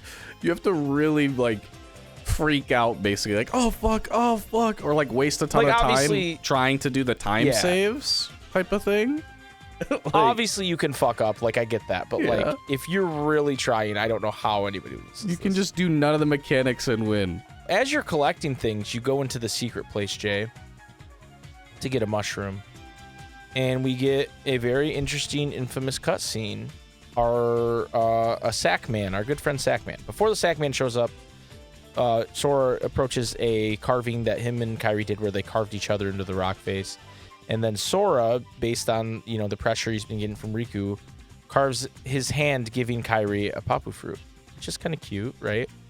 But as he finishes this, a man shows up, voiced by Billy Zane, and says a lot of interesting things. And it's almost... This cutscene's always bothered me a little bit, because it's almost like neither voice actor knew what the other one was going to say. Like, the script's almost written like... They're not answering each other, they're just saying what they want to say, kind of thing. Right, like Haley Joel's part was voiced first, and then they were voiced at the same time, and then they're like, well, this is what we got, so let's put it together. Because at one point, Sora's like, stop freaking me out like this. Huh? Where did you come from? Like, and the Sack Ansem does nothing in between that time, Like, he says, like, it's just very strangely paced, but it's very intriguing. It's very spooky, especially if you are a child at this point. And one who knows nothing can understand nothing is the line that we use, and I always see people use from this. But he mentions that Sora's like, I'm going to go out in this world and see things, and he goes, one who knows nothing can understand nothing.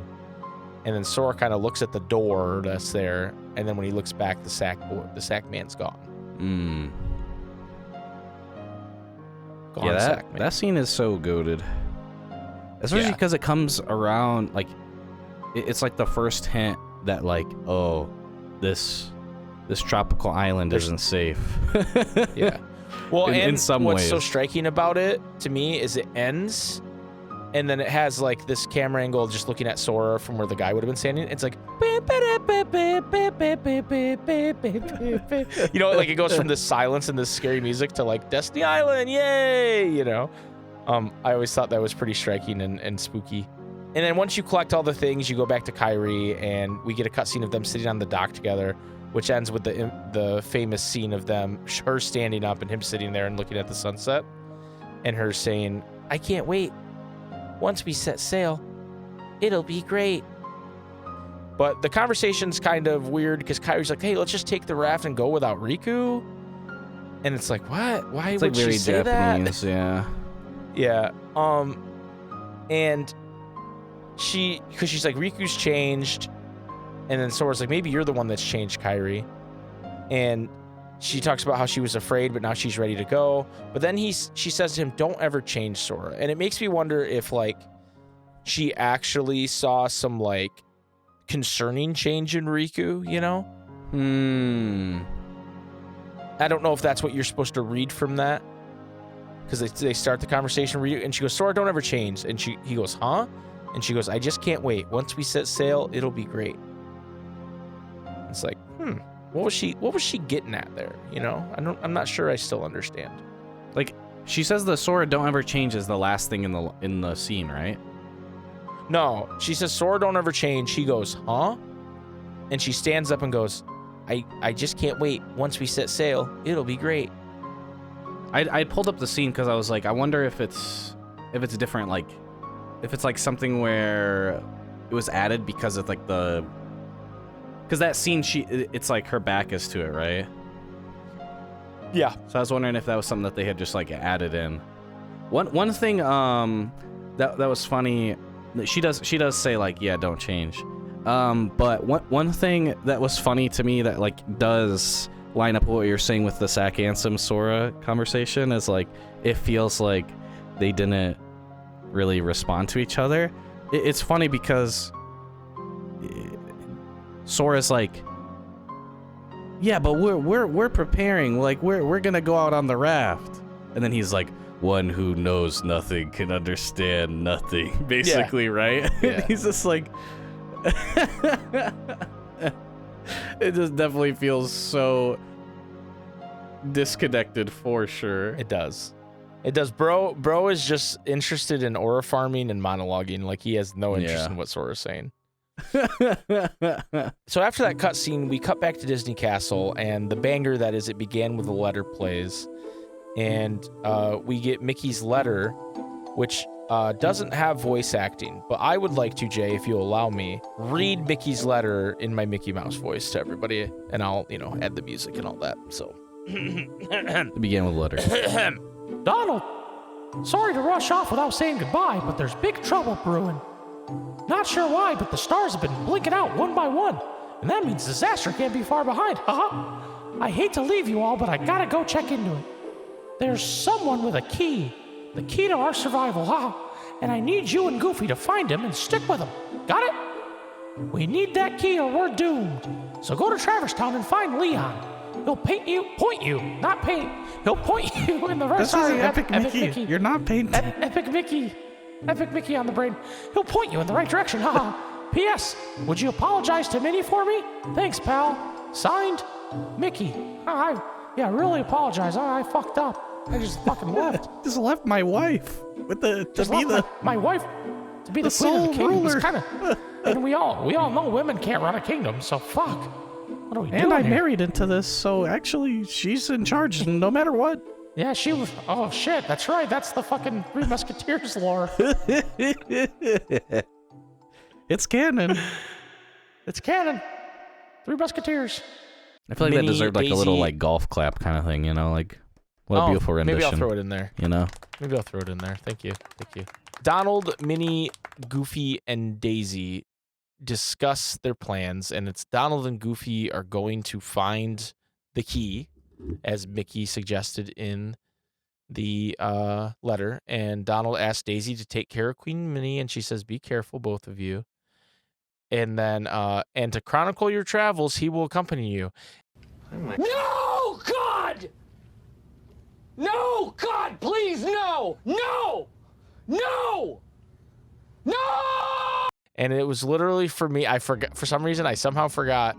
And it was for me, literally the scene from The Office where Michael Scott finds out Toby's still in the annex, like he shouldn't be. And he's just like, no, no, no! As Jiminy Cricket jumps onto the desk. Yeah. I was just so upset to see him. It's to the point where I don't even really remember why I hate him so much. I just know I hate him. And I think playing through this game again with the cutscenes is going to lead me to believe exactly why I hate him. But I just was not happy to see him. They do a funny bit where Goofy stands next to Daisy and Minnie like he's staying. And Donald's like, "No, you're coming with." Yeah. Just funny bits from Goof here. I don't feel like they're as funny in like Kingdom Hearts 3, but maybe I haven't watched those cutscenes in a long time, so that might be it too. But they're really fun. They're really cooking in this first, act. We get some exposition from Jiminy about how his world disappeared, and he's the only one that made it here. And then they talk about protecting the world border, or as Goofy says, but the world order, the new world order. And we get them getting set up in a gummy ship. The Chipmunks, of course, are running the gummy ship station. They don't have voice acting in this game, but they do in 2. And at least that I saw. Maybe later they talk, but in this scene they don't say anything. They just kind of, salute and mime and pull levers and stuff. It does this funny bit where it opens up this cool like runway for the ship to take off, and then an arrow just shows up pointing down, and they just fall down. They just plummet in free fall. Yeah. And then they burst out of the bottom of Disney Castle World. It's and the go wrong off lever into the crunk distance. meme, and it just makes me laugh every time. Yeah, it's the funny button. It's the funny button for sure. Wrong lever. So then, as that happens, we cut to Sora's room, where he sees a storm at the island, and he's worried about the raft. And confirms Sora wears cargo shorts, by the way. Yep. Because they're laying on the floor. He just leaves them on the ground like a. We get the one line from Sora's mom. "Sora, come down, dinner's ready." Okay, dude. Sora? The Japanese version of this had me tweaking for a second, and I'll explain why. So, she says, "Come on down," which how you say that, so how to say like descend is oridu, right?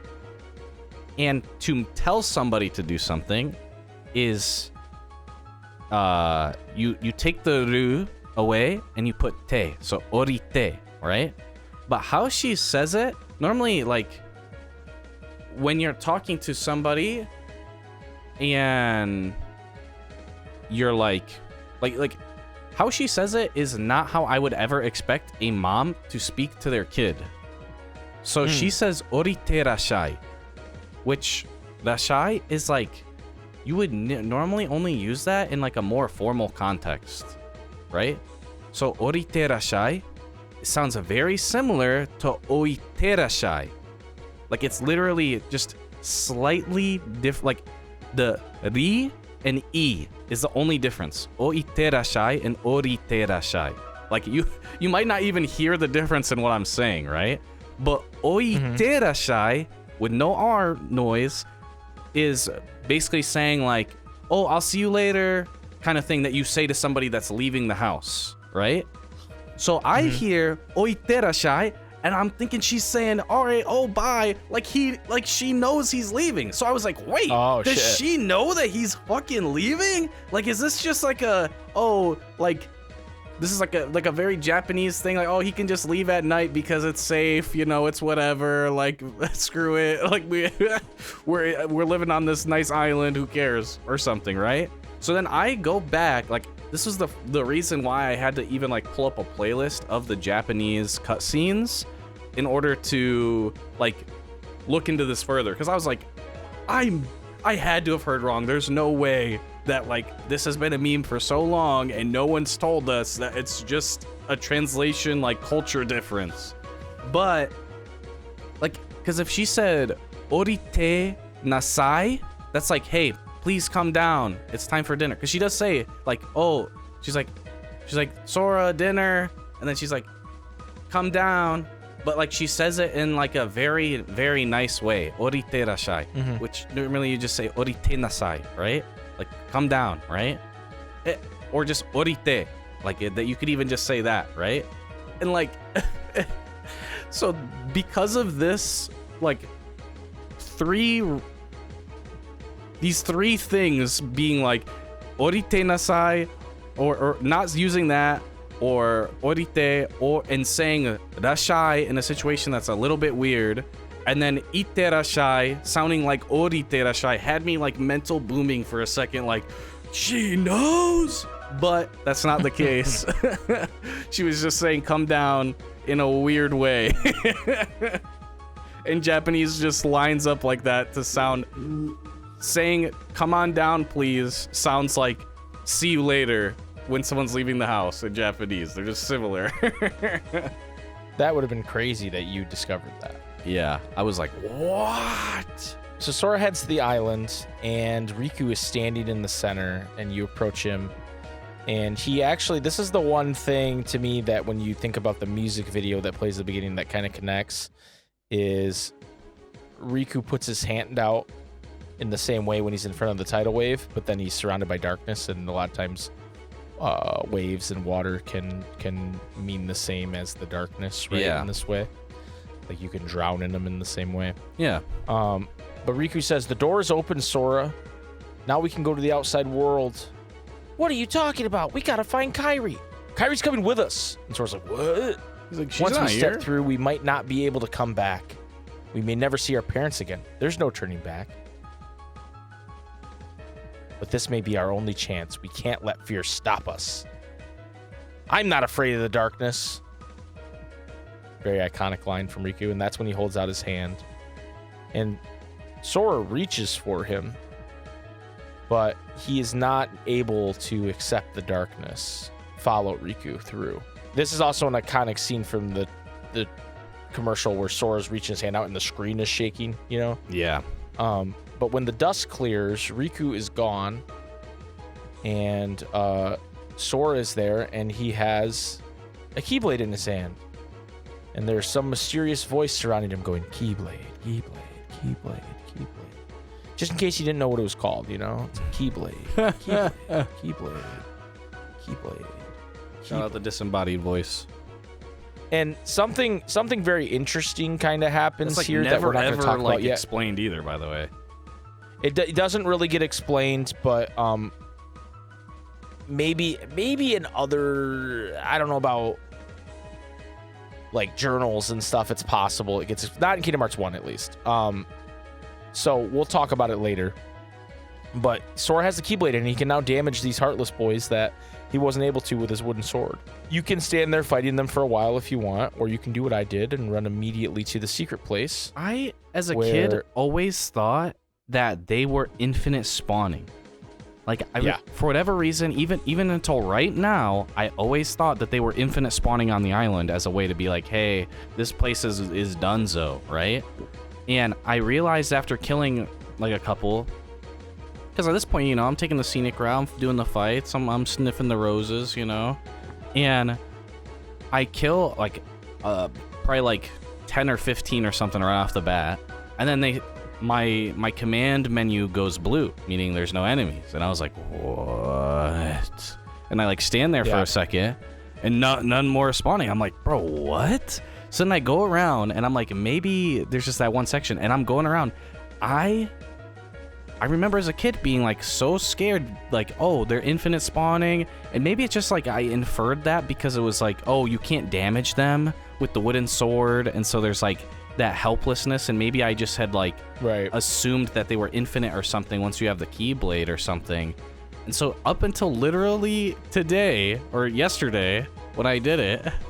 I was like, wait, what? They're not. So I went through and I full cleared the entire island. They spawn on the dock. They spawn on a big old like boat looking shit that like juts out. They are up in the room where you get the cloth. I full cleared Destiny Island and I conquered my childhood fear. Huge. Huge for Jason. Everybody give him a round of applause at home, please. Thank you. Big Thank win. you.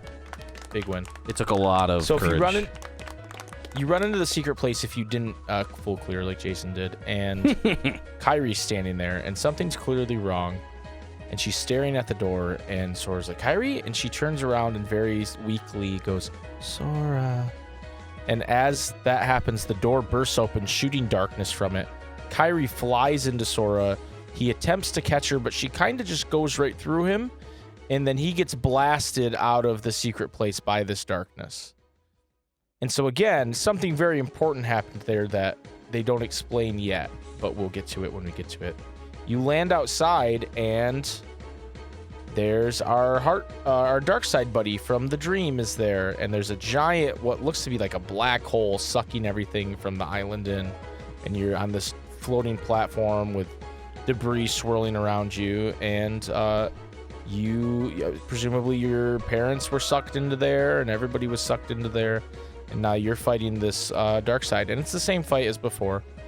A little more weight to it because you're not just in like a random dream sequence. This is like real life.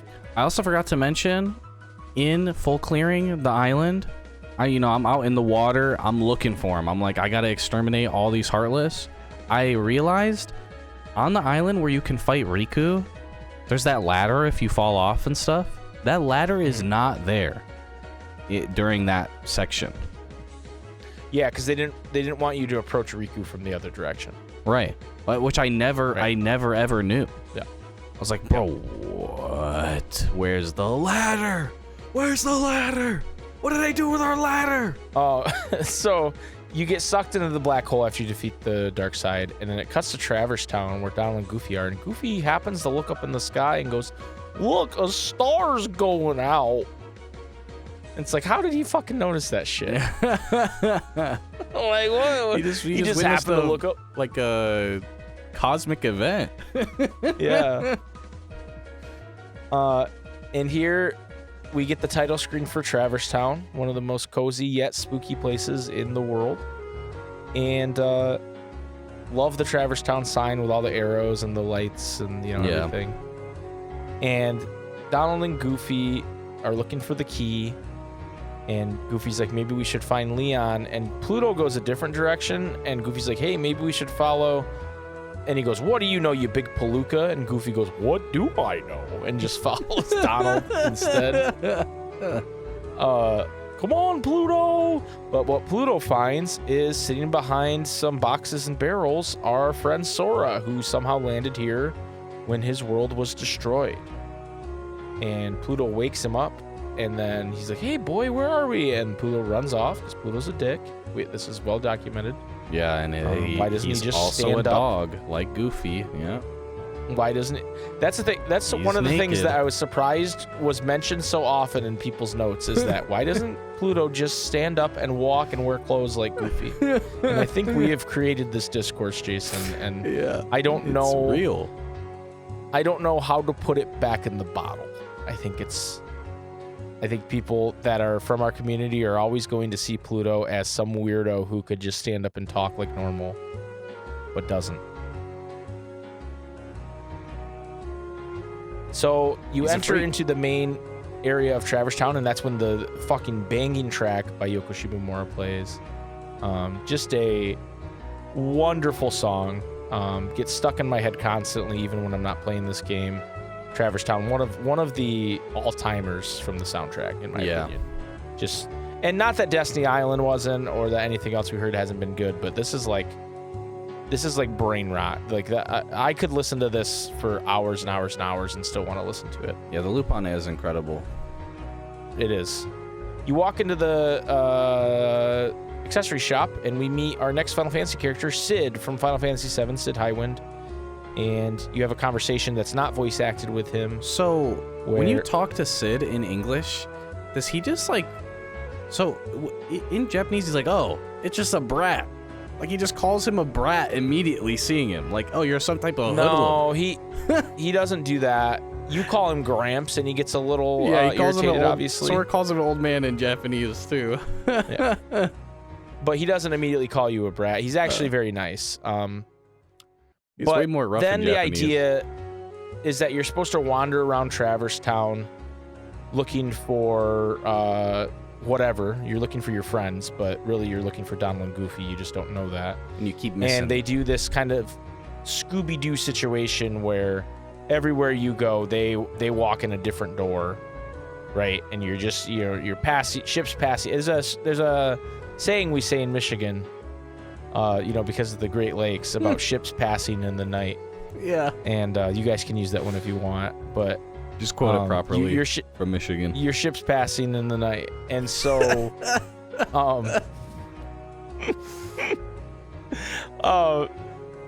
but what you can actually do, and if you're a speedrunning fan, you know this, is you go talk to Sid, then you go into the first district, kill 5 Heartless, and then go back into the accessory shop with Sid, and then Leon will spawn. Yep. That's what I did, because I don't think there's really any benefit from like seeing the, Donald and Goofy show up in a different door. Man, I wonder where the Leon is. I just don't. I didn't want to waste my own time. Traverse Town doesn't really have like a ton of chests in it either. If you compare it to any of the other worlds and stuff. Or at least yet, right? Yeah. At that point, there's or stuff like you just accessible can't do yet. ones. Yeah. Right. I did get the mithril from hitting the clock though. I did do that. Yeah. Good.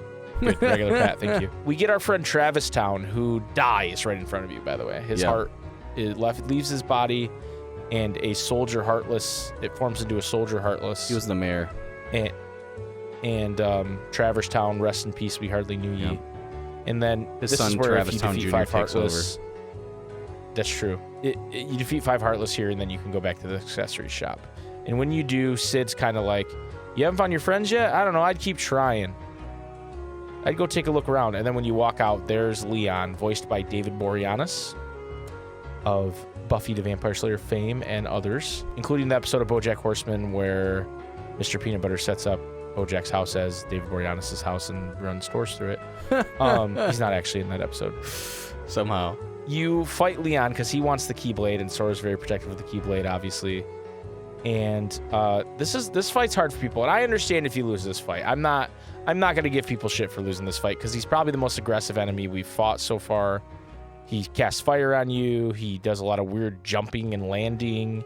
He slashes quite a bit with his gunblade. I kind of trapped him in the corner and kind of fucked him up quite a bit. Yeah. And he was just kind of stun locked for a minute, and then he finally swiped out of it. But then I ended up persevering against him. If you do, he gives you an elixir at the end of the world. And it's really funny actually. It's Aerith, Yuffie, and Leon standing there kind of wishing you good well. And they go, "Hey, have some money." And then he goes, and Yuffie goes, "And this is from Leon." And it gives you an elixir, and he kind of like turns his head and looks down in shame. Because you beat him. You don't get that if you don't beat him. Yeah. Which is funny. So either way, Sora passes out after the fight's over, whether you win or lose. And Yuffie, the Great Ninja Yuffie, shows up and goes, "You're losing it, Leon." And Leon's like, "Man, things are a lot worse than we thought. This kid's the Keyblade Master." We're good. For whatever reason, he really doesn't believe in Sora. And then here we get our first final mixed content, Jay, where we cut to where Riku woke up. And this wasn't in the original game in Japanese or English. And it's not voice acted, but it's Riku waking up at the beginning of Hollow Bastion, which we later find out is Hollow Bastion.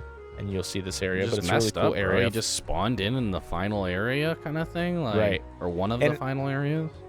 I think the idea is that because he chose to go, it brought him somewhere, right?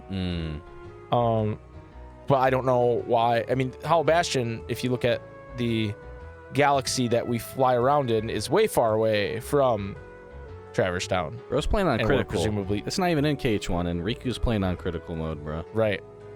And he kind of yells, "Sora, Kairi!"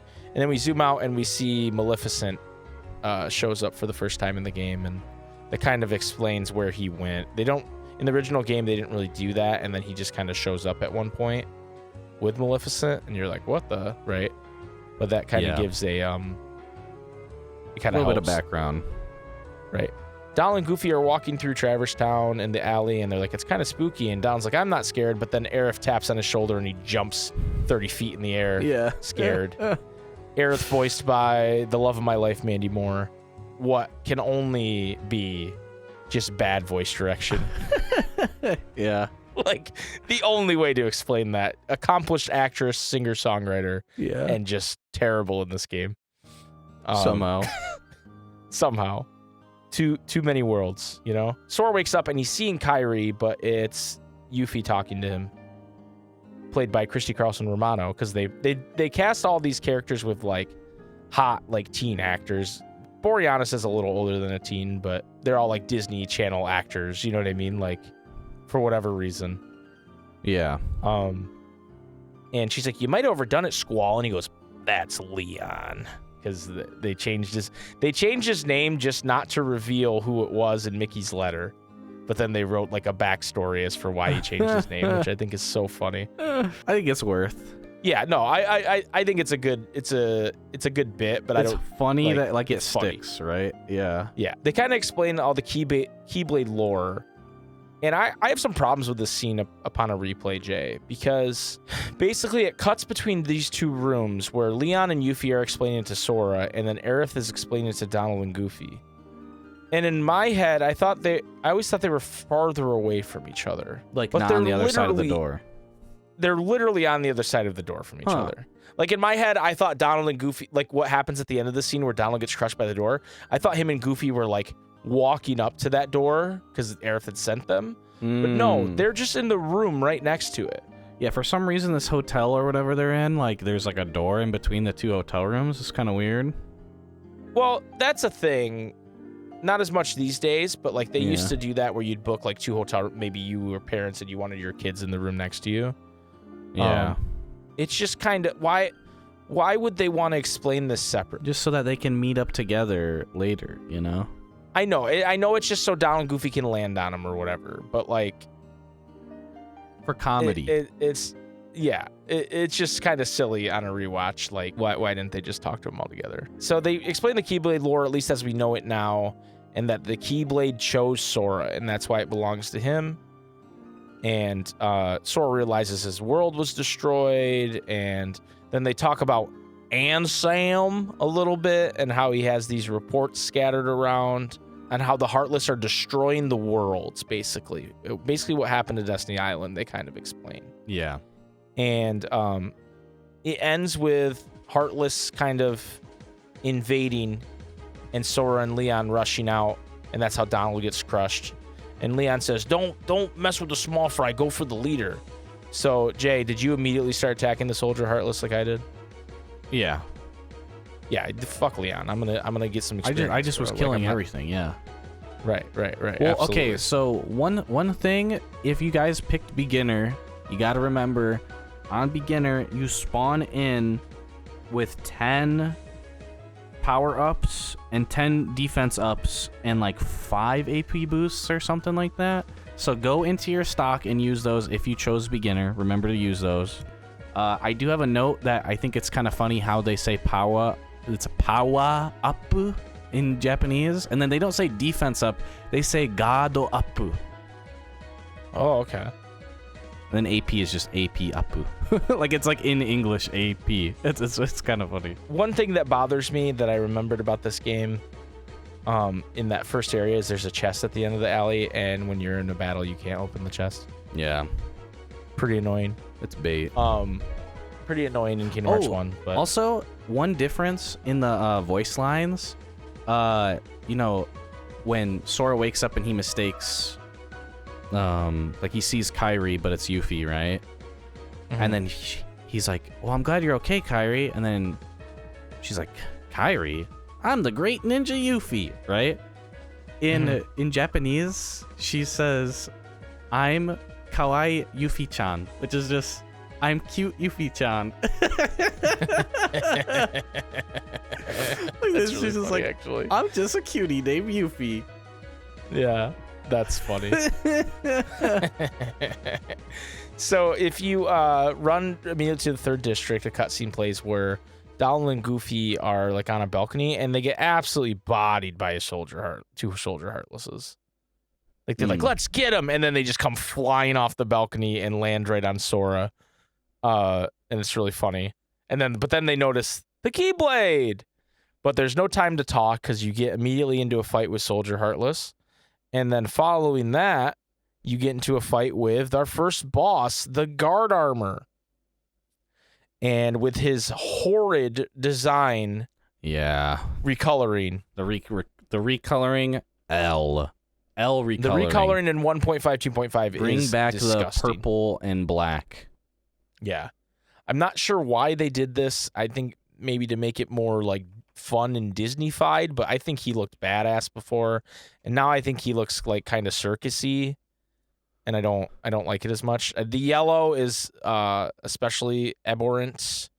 It's just not good. I think if they got rid of the yellow and left that gray or made it blue, it'd be okay. It still wouldn't be as good as the gray and purple, but and I think a lot of the enemies ended up that gray and purple, so maybe that's why they said, "Hey, we could do better." But I just think this redesign in particular is pretty bad. Well, to me, it always just read as like, okay, this is the color of the soldiers, and this is like and the he's big like the boss soldier. of the soldiers. So like he would have the same Yeah. color, but I don't know. I think it looks so much better with like it's like black, purple, and gold with like the big heartless symbol. Yeah, Like it just matches the heartless symbol better too with the red outline agree. on there. I agree. This fight does something cool where his limbs have their own health bars, and so they drop HP orbs for you. Because you don't really have a lot of healing options at this point. You have some potions, maybe. I don't even know if Donald can cure you at this point. He didn't me. But it's a decent fight. I had fun with it. It's not fun on Proud mode, I can tell you that. This is definitely a roadblock for people playing on Proud for the first time. Yeah. Because you just don't have a lot of options. You don't even have magic yet. But I had an easy time with it. You were on beginner. I'm assuming you didn't. I'm on struggle with it at beginner. all. I had used the power-ups by now. I literally probably like 4 comboed the boss. You just delete it with the power-ups and on beginner. Right. Once you defeat him, we get a cutscene where Sora, Donald, and Goofy decide to work together because they were looking for him. And Leon and Yuffie show up. They were no help during the boss fight, of course. And Goofy and Donald invite Sora to come with on our vessel. And he's like, I wonder if I could find Riku and Kairi. And Donald's like, yeah, sure. And he's like, Goofy's like, are you sure? And he goes, I don't fucking know. Like, but we need him to come with us. So I'm going to tell him whatever I have to. Yeah. And Goofy's like, oh, okay. And then Leon chimes in and goes, you should go with them, Sora, especially if you want to find your friends, because that's the only way you're going to find them. Right. And Sora seems kind of down by this, that he hasn't found his friends, and they give him the, like, no sad faces speech, right? And then Sora, there's a drum roll, and Sora gives a ee kind of face. And they laugh at him, and, everybody's having a good time. And once they decide they're going to work together, he goes, yeah, I'll go with you guys. And they do a all for one for all moment. And then we get our first look at the villains council. Real quick, when they do the one for all, Donald's the first one who puts his hand in. And for whatever reason, like I literally went onto the Donald Duck KH wiki to see how they say his name in Japanese, which is Donarudo Daku. But in this cutscene, he just says Donarudo da. He doesn't say ku. So he's Donald da. He says, yo, I'm Donald da. I always think it's weird that Donald, I mean, I know he's known as Donald Duck, but like I even was like, why does he say his whole last name? Like Goofy just goes, I'm Goofy. He doesn't go, I'm Goofy the dog. So like, you've probably, if you heard any type of Japanese, you've heard people say des, right? Right. In like it's not really used very often, but sometimes they'll say da as des. It's like in very, very specific instances. Like it's kind of You would like ending it with da is like kind of weird. It's like dane or dayo, right? Instead of des. And so I was like, is it because he's saying da, like danaru do da, like is it short form for like for des? Is like the only way that would make sense. Like he's just saying I'm Donald instead of Donald Duck, but in English he says Donald Duck. Right.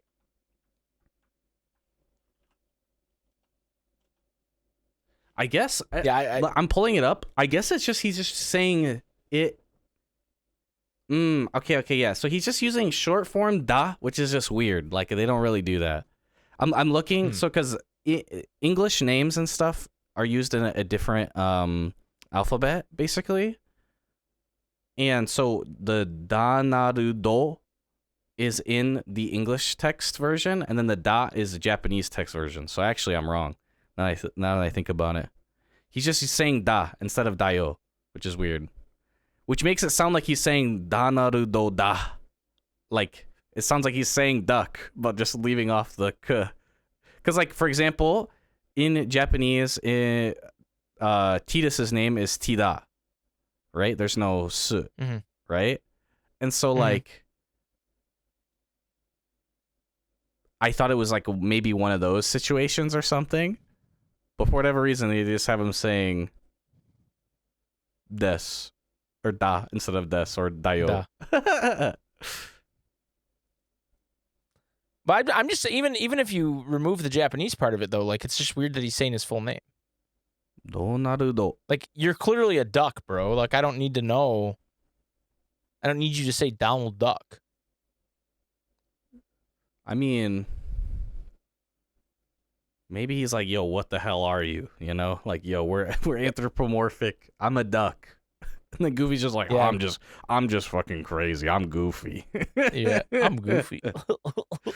We get the Villains Council, which is a really cool concept still, and I love that they did this. It's one of the things that definitely drew me in. And this was before they did this kind of stuff, right? Like now they have like Villainous the Game and the fucking coffee shop game where you fucking serve Disney villains coffee and all this stuff, right? But this was before all that, and so you get Captain Hook interacting with Oogie Boogie. You know what I mean? So it's like it was really novel at the time, and I still really have a lot of nostalgia for this. Them being shadowy figures around the table watching Sora, Donald, and Goofy, and then Maleficent being the leader of all of them. And she asked the question, will it be Sora who conquers the darkness, or will the darkness swallow him? And so it's kind of the first kind of real hint at like, hey, there's bad people here too. And then we get, the three Final Fantasy characters wishing us farewell and giving you money. And then Leon giving you the elixir with his sadness. And if you're a capital G gamer. And then Don Goofy, you're like, hey, Gummy Ship's outside. Let's go. And that's explains to you, you can teleport from save points. And they give you fire. You also get your first he gives summon. you fire. You also get the Trinity. When you walk up to the Trinity, you get the blue Trinity, which is cool. And you get dodge roll from Goofy, which is nice because you move much faster with dodge roll. True. And then Jiminy, I see big adventures in this way. It looks like I gotta keep track of it with my journal. It's like no one's talking about you, bro. Please just mind your business. Like no one fucking asked, bro. Like, please, like I'm a just real mind your own journalist. fucking business. All right, dude. Yeah, right. All right, dude. Okay, Jiminy. We know who you work for, Jiminy. Right. Fucking big corpo Disney. Yeah, exactly. But yeah, so that's kind of where I saved here, and that's where I kind of left off. I did the Trinity, and then I left off, and that's where we asked you to get to. So that's this week's session of that. You get fire, and you could go to Merlin's now if you wanted. Yes, 'cause you could go shoot the door. I would advise you to do that before you leave. To go to Merlin's because I think you're supposed to. For those who don't know, I didn't do that yet. Go back to the 3rd district. There's the fire symbol door. You use fire on it, and then you have a nice little jumping puzzle that's like really hard, even though it looks very straightforward. I remember Shouldn't as a be kid as hard as it is. failing that so many times. One thing I wanted to talk about, and I wasn't sure go ahead. exactly where, and maybe we can talk about where in the, because it's something that I kind of want to do, and there's not going to be too many of these segments or whatever, but as somebody who, you know, obviously in English you can hear similarities in voice acting, but as I got better at learning Japanese, I was able to be like, oh yeah, actually I've heard this voice before. I think it's this person. It's this character. It's this. And so I've very frequently gone to a website called Behind the Voice Actor, where you can see what a voice actor's other roles are, and then they have pictures alongside so that you have like, oh yeah, maybe I have seen this character before, but I didn't know this character's name, or this is what their character looks like. So it's like you can know, oh yeah, that's the main character from this anime, but I don't know what their name is or whatever, but I know what they look like. So it's like a cool little resource that's fun. And the MC, Sora, is also the MC of A Silent Voice, which is a pretty popular movie. He's also the voice actor for the main character of Anohana, and for the One Piece fans, he also voice acts Sabo. So obviously this is all in Japanese. Riku is like goated. He's the voice actor for Light Yagami in Death Note. He's also Ryuji in Persona 5. He's the main character of Oshinoko, the main character of Steins Gate. He's Ignis in Final Fantasy 15, and in the McDonald's commercial, he voice acts Cookies and Cream Sankaku Choco Pie. So he's the goat. Oh shit! Yo, Sanchaku Cocoa Pie. Yeah, Holy shit, dude. he's the Sankaku Choco Pie, Cookies and Cream from McDonald's, dude. Hell yeah, dude. That's a huge role. And then That's Kairi, huge. which Kairi also voices another character later in if you know, you know, probably, right? But Mm-hmm. in English, it's not the case, right? But hers, I had to go down this like rabbit hole of like, okay, who? Because like in Japan, they didn't like really have like a version of like Disney Channel, right? Like they have their own like local stuff, right? But like a lot of their stuff was far more like animated than in like live action kind of stuff, right? And so I was Right. I looked at Kairi's Behind the Voice Actor, and she's literally only voice acted 4 things. So Kairi, Wow. so like Kingdom Hearts, she was in Lupin the Third and voice acts a character named Emilka, or Emilka, I don't know. She's in a movie called Psychic School Wars, and she's like a side character in that. And she was the dub of Madeline Lost in Paris, or Madeline Lost in Paris, right? And so like, she has like barely anything. So I'm like, how did she get this job? So I go on this deep dive of searching this, like the voice actress up in Japanese, and like finding her wiki page and like reading it.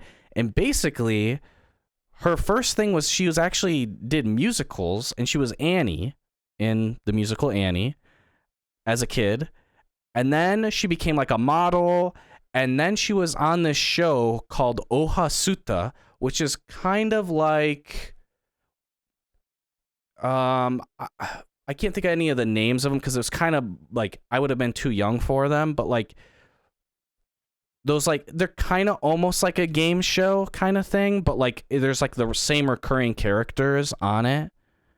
Like the closest thing that I can equate it to that I know the name of is like kind of like Ridiculousness, where it's like you have these hosts on there and they're reacting to something, and like they might have like somebody come on like oh, here is somebody with like a cobra or whatever, and it's just like this funny thing where like, oh, or like an anaconda or whatever, and they have one of the hosts like hold the anaconda and they're freaking out, and it's just like a bunch of like it's one of those type of TV shows where it's just like, here's like this funny wacky thing, or we're reacting to this thing, or we're doing that, but it's like in person kind of thing. So she was the co-host of one of those for like 2 years. and then she went on to do full-time in musicals. So she's not even like really a voice actress or even really an actress, really. She's more like she does musicals and Kingdom Hearts. Like, it's kind of crazy that this is really the only thing that she does. And it was basically because she was a co-host on this, like, effectively like a Disney Channel kind of show, essentially, but it's like a episodic what are we doing today kind of thing. Like, it's a very Japanese thing. And so, yeah, that's why my playthrough has taken like 3.5 hours to get to where the same point that took Mike like an hour, because I've been deep diving, going into all these rabbit holes and shit and researching this.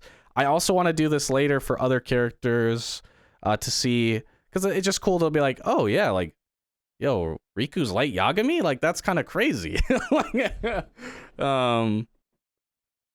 And yeah, so I don't know where we should put this segment. Obviously, we can't do it too many times because it's like, you know, there's like the Disney characters and then like Tidus and Waka and Selfie we could do, and Donald and Goofy, which I'm assuming they're just like mainly just that. But I think it would be fun to go through and you know, equate this voice actor to this other character that you might know if you've watched anime. So what we have to talk about now, Jay, is we have to decide what we're playing to for next time. So we're going to keep this bi-weekly for now, just because basically today is the 28th. This episode will come out on the 30th.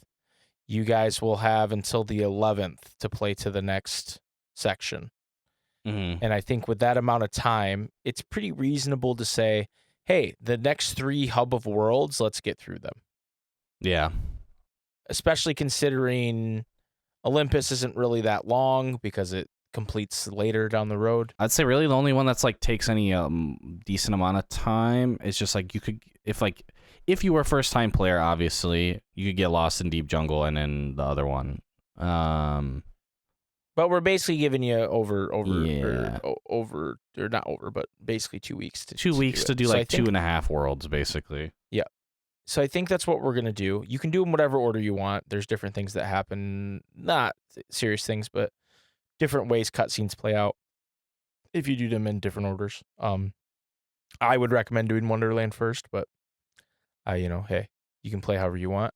So the goal is defeat Wonderland, Olympus to the point that you can, because you're not able to lock the keyhole, and Deep Jungle. That means, I'll put this in the Discord, obviously, but that being said, the question of the week is, of these first hub of 3 worlds, what moment is your favorite?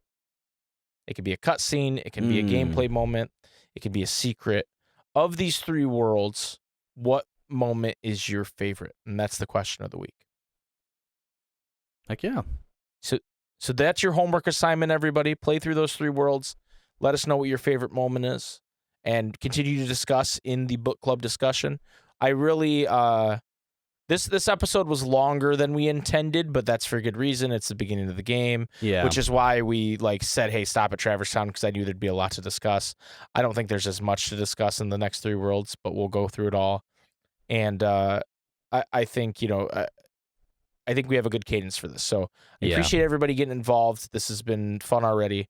I'm excited to do the next 3 worlds with you guys and see where we go from there. I know people have been patiently waiting to move on.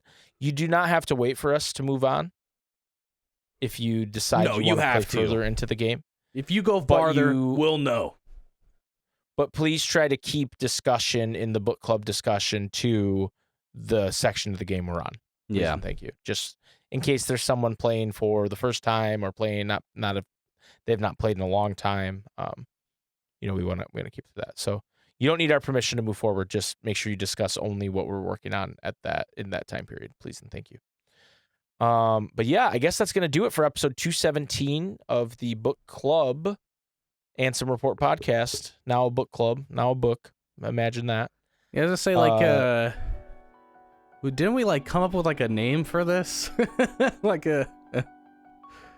Did we? I felt like on stream we were sitting there talking what should we name this book club? During the subathon? I don't fucking remember anything. It was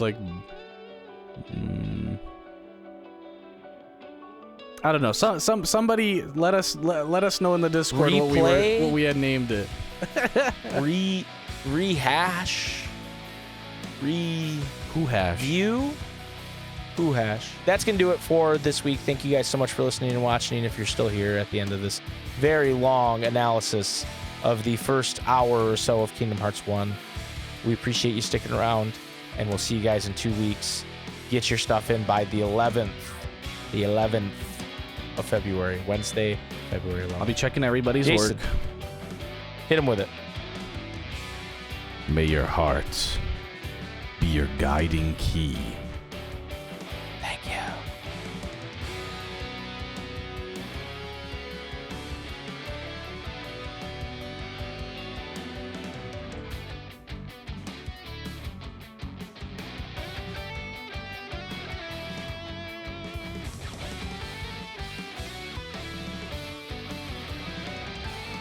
Wait, are you really not going to say it?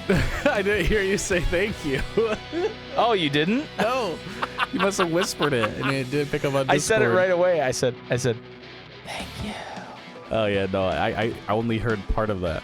Anyway, fuck off. Okay. Get out of here. Fuck off.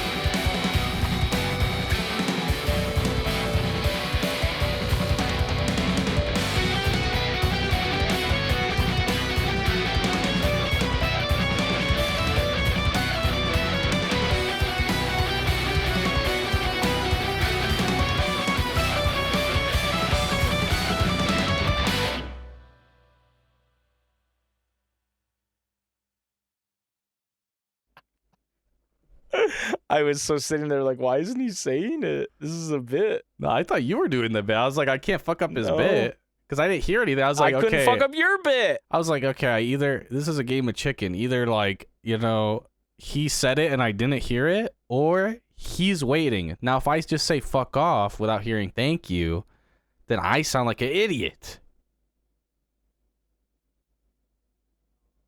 I can't let them know I'm an idiot.